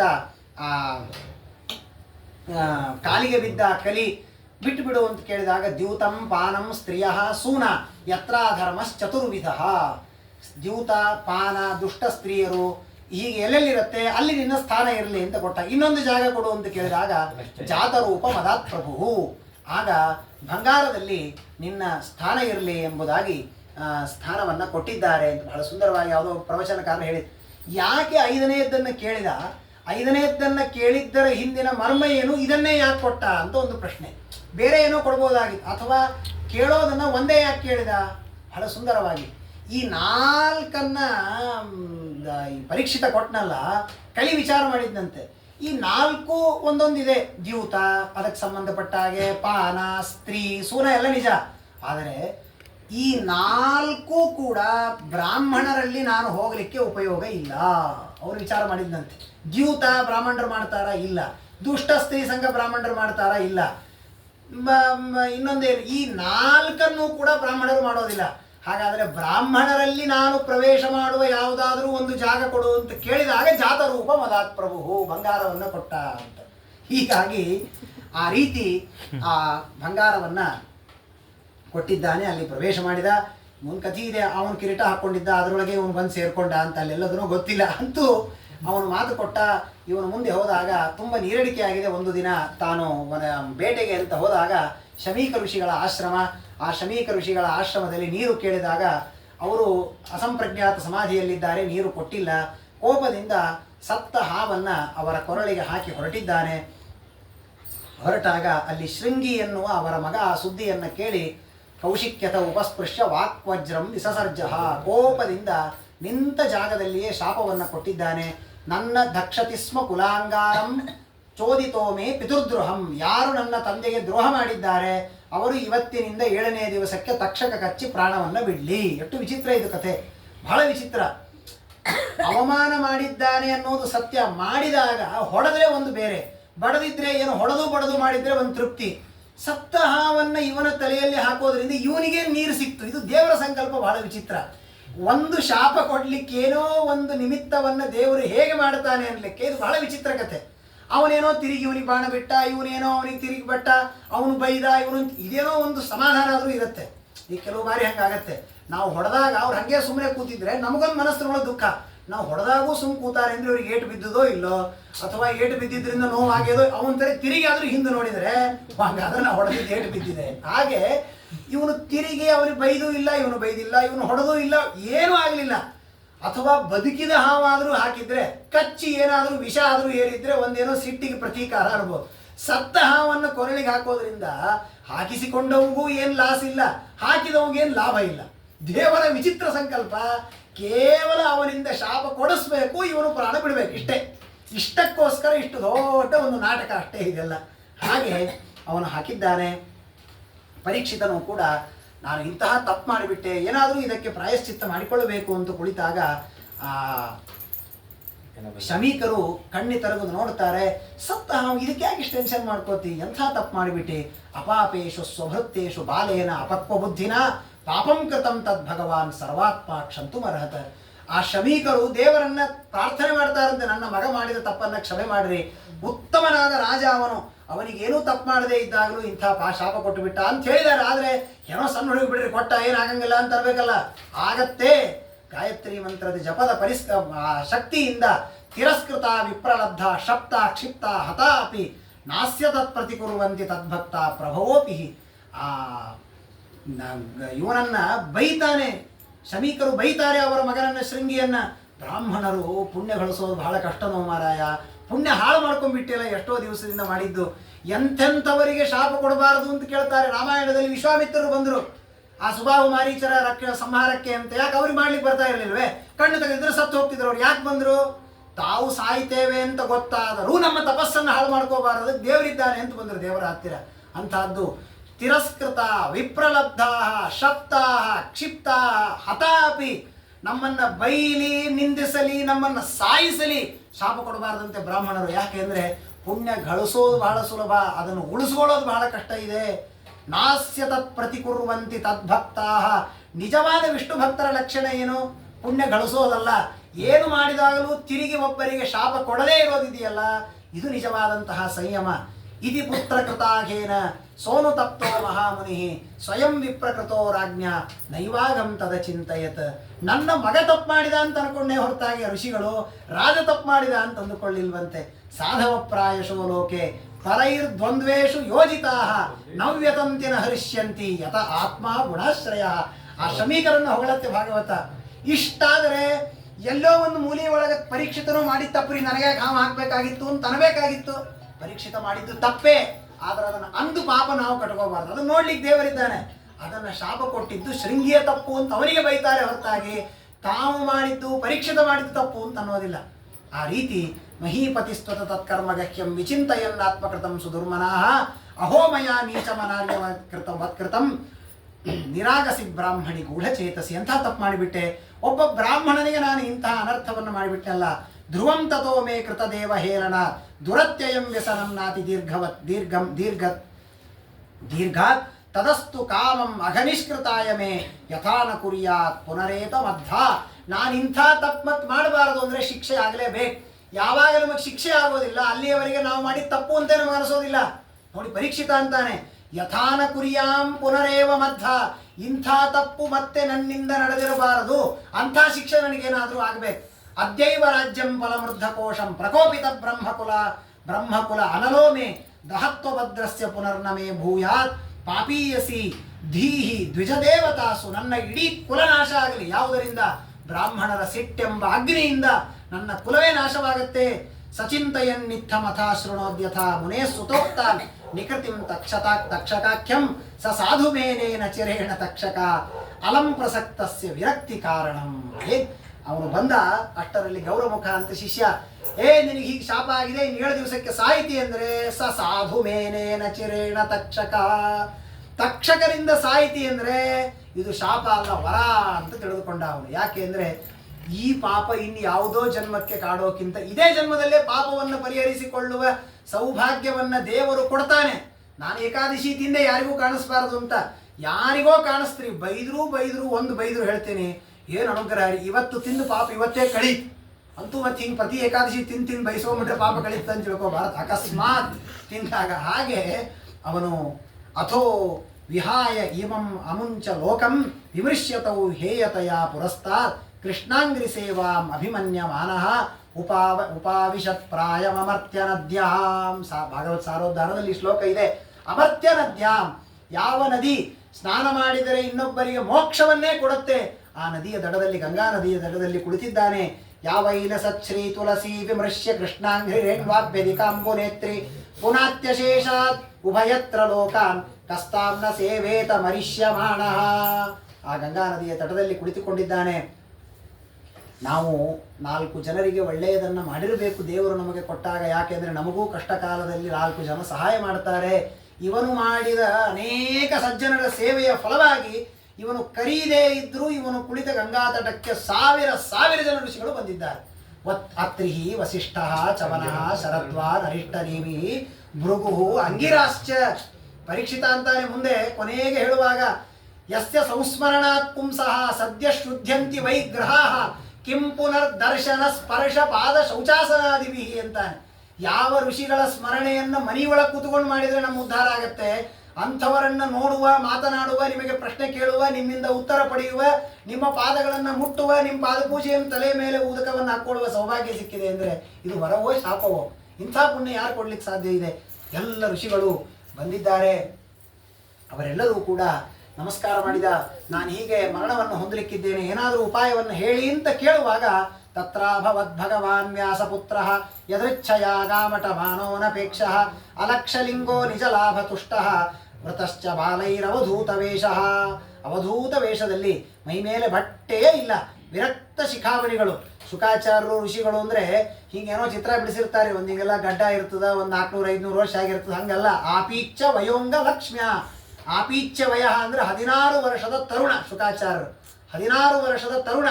ತಂ ವ್ಯಷ್ಟ ವರ್ಷಂ ಸುಕುಮಾರ ಪಾದ ಕರೋರು ಬಾಕ್ಯಂ ಸ ಕಪೋಲ ಗಾತ್ರಂ ಚಾರ್ವಾರುಣಾಕ್ಷೋನ್ನಸ ತುಲ್ಯ ಕರ್ಣಂ ಸುಭ್ರುವಾನನಂ ಕಂಬು ಸುಜಾತ ಕಂಠಂ ನಿಗೂಢವಕ್ತ್ರಂ ಪೃತುತುಂಗ ವಕ್ಷಸಂ ಆವರ್ತನಾಭಿಂ ಬಲಿಬಲ್ಗೂದರಂಚ ದಿಗಂಬರಂ. ಮೈ ಮೇಲೆ ಬಟ್ಟೆ ಇಲ್ಲ, 16 ವರ್ಷದ ತರುಣ, ಮೈಯೆಲ್ಲ ಭಳ ಭಳ ಭಳ ಭಳ ಹೊಳಿತಾ ಇದೆ, ಕಾಂತಿಯುಕ್ತವಾದ ಶರೀರ. ಶ್ಯಾಮಂ ಸದಾ ಆಪೀಚ್ಯ ವಯೋಂಗ ಲಕ್ಷ್ಮ್ಯ ಸ್ತ್ರೀಣಾಂ ಮನೋಜ್ಞಂ ರುಚಿರಸ್ಮಿತೇನ. ಅದ್ಭುತವಾದ ಕಾಂತಿ.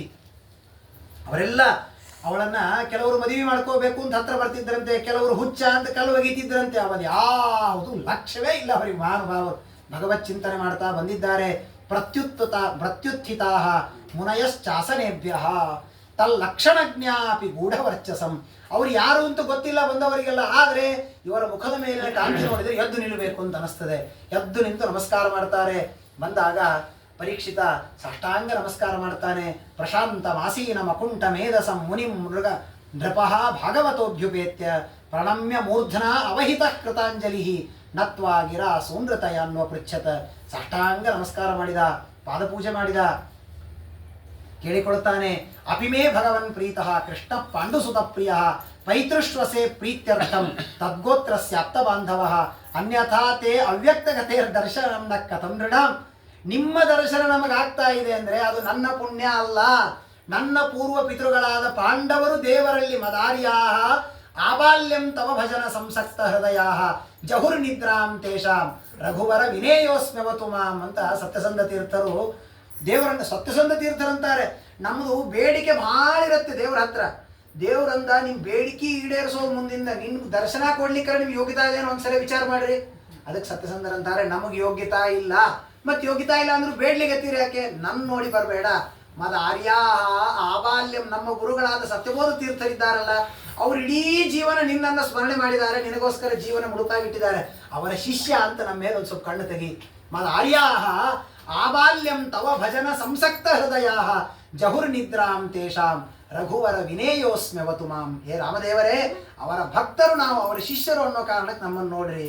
ಹಾಗೆ ಪರೀಕ್ಷಿತ ಅಂತಾರೆ, ನಮ್ಮಲ್ಲಿ ಏನು ಸ್ವಾದ ಇಲ್ಲ, ಏನೂ ಇಲ್ಲ, ಆದರೆ ಸಾನ್ನಿಧ್ಯಾತ್ತೇ ಮಹಾಯೋಗಿನ್ ಪಾತಕಾನಿ ಮಹಾಂತ್ಯಪಿ ಸದ್ಯೋ ನಶ್ಯಂತಿ ವೈಪುಂಸಾಂ ವಿಷ್ಣೋರಿವ ಸುರೇತರಾಹ ಅಪಿ ಮೇ ಭಗವಾನ್ ಪ್ರೀತಃ ಕೃಷ್ಣ ಪಾಂಡು ಸುತ ಪ್ರಿಯ ಪೈತೃಶ್ವಸೇಯ ಪ್ರೀತ್ಯರ್ಥಂ ತದ್ಗೋತ್ರಸ್ಯಾಪ್ತ ಬಾಂಧವಾಹ. ನನ್ನ ಸಂಬಂಧಿ ಕೃಷ್ಣ, ನನ್ನ ಪಿತೃಗಳು, ಪೂರ್ವ ಪಿತೃಗಳು ಪಾಂಡವರು, ಅವರಿಗೆ ಬೇಕಾದವನು ಕೃಷ್ಣ ಅನ್ನೋ ಕಾರಣಕ್ಕೆ ನೀವೆಲ್ಲ ಬಂದಿದ್ದೀರಿ. ಗೊತ್ತಿದೆ, ಒಬ್ಬ ಬ್ರಾಹ್ಮಣರಿಂದ ಶಾಪ ಪಡಿಸಿಕೊಳ್ಳುವ ನಾನು ಒಂದು ಮೇಲೆ ನನಗಾಗಿ ನೀವೆಲ್ಲ ಬರ್ತೀರಾ? ನನ್ನಲ್ಲಿ ಏನಿಲ್ಲ, ಆದರೆ ನನ್ನ ಪೂರ್ವಜರಿದ್ದಾರೆ, ಅವರ ಮೇಲೆ ಅನುಗ್ರಹ ಮಾಡಿ ಬಂದಿದ್ದೀರಿ. ಅತಃ ಪೃಚ್ಛಾಮಿ ಸಂಸಿದ್ಧಿಂ ಯೋಗಿನಾಂ ಪರಮಂ ಗುರುಂ ಪುರುಷಸ್ಸೇಹ ಯತ್ಕಾರ್ಯಂ ಮ್ರಿಯಮಾಣಸ್ಯ ಸರ್ವದಾ. ಸಾಯುವ ವ್ಯಕ್ತಿ ಏನು ಮಾಡಬೇಕು? ಯತ್ ಶ್ರೋತವ್ಯಂ ಮತೋ ಜಪ್ಯಂ ಯತ್ ಕರ್ತವ್ಯಂ ರಭಿಸ್ಸದಾ ಸ್ಮರ್ತವ್ಯಂ ಭಜನೀಯಂ ವಾ ಬ್ರೂಹಿ ಯದ್ವಾ ವಿಪರ್ಯಯಂ. ಮರಣವನ್ನು ಹೊಂದುವ ವ್ಯಕ್ತಿ ಏನನ್ನ ಮಾಡಬೇಕು, ಏನನ್ನ ಮಾಡಬಾರದು, ಇದನ್ನು ತಿಳಿಯುವುದಕ್ಕಾಗಿ ನನಗೆ ಕುತೂಹಲ ಇದೆ. ಇನ್ನು 7 ದಿವಸ ನನ್ನ ಆಯುಷ್ಯ ಇದೆ. 7 ದಿವಸದಲ್ಲಿ ಎಷ್ಟೋ ತಾಸು ಮುಗಿದು ಹೋಗಿದೆ, ಈಗ ಇನ್ನು ಸ್ವಲ್ಪೇ ಹೊತ್ತು ನನಗೆ ಉಳಿದಿದೆ, ಅಷ್ಟರಲ್ಲಿ ನನಗೆ ಉಪದೇಶವನ್ನು ಮಾಡಬೇಕು ಅಂತ ಕೇಳಿದಾಗ ಸಾಯುವ ವ್ಯಕ್ತಿ ಹೇಗೆ ಸಾಯಬೇಕು ಅಂತ ತಿಳಿಸಿದ ಗ್ರಂಥ ಇದು ಭಾಗವತ. ಏನೋ ನಿಮ್ಗೆ ಗ್ರಂಥಾಲಯದಾಗ ಬದುಕಲು ಕಲಿಯಿರಿ 30 ದಿವಸದಲ್ಲಿ ಇಂಗ್ಲೀಷ್ ಕಲಿಯಿರಿ ಅಂತ ಇರ್ತಾವಲ್ಲ, ಹಾಗೆ ಬದುಕಲು ಕಲಿಯಿರಿ ಅಲ್ಲ, ಇದು ಸಾಯಲು ಕಲಿಯಿರಿ. ಸಾಯುವಾಗ ವ್ಯಕ್ತಿ ಯಾವ ರೀತಿ ಸಾಧನೆಯನ್ನು ಮಾಡಬೇಕು ಅದನ್ನು ಸೂತ ಉವಾಚ ಏವಮಾಭಾಷಿತ ಪೃಷ್ಟ ಸರಾಜ್ಞ ರಕ್ಷಯಾಗಿರ ಪ್ರತ್ಯಭಾಷತ ಧರ್ಮಜ್ಞ ಭಗವಾನ್ ಬಾದರಾಯಣಿ. ಆಗ ವೇದವ್ಯಾಸದೇವರು ಶುಕಾಚಾರ್ಯರು ಎಲ್ಲ ತತ್ವಗಳನ್ನು ಪರೀಕ್ಷಿತ್ ರಾಜನಿಗೆ ಉಪದೇಶ ಮಾಡ್ತಾರೆ. ಅದನ್ನು ಮತ್ತೆ ನಾಳೆ ದ್ವಿತೀಯ ಸ್ಕಂದದಲ್ಲಿ ಕೇಳೋಣ. ಹರಯೇ ನಮಃ. ಶ್ರೀಕೃಷ್ಣಾರ್ಪಣಮಸ್ತು.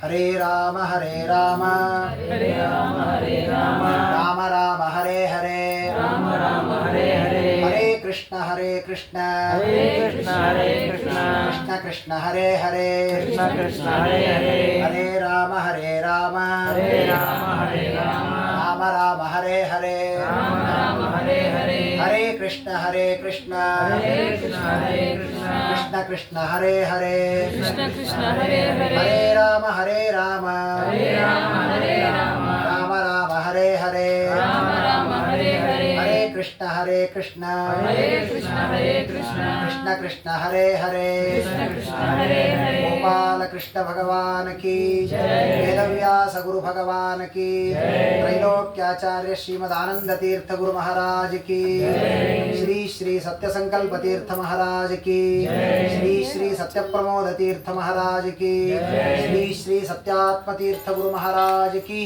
ಹರಯೇ ನಮಃ.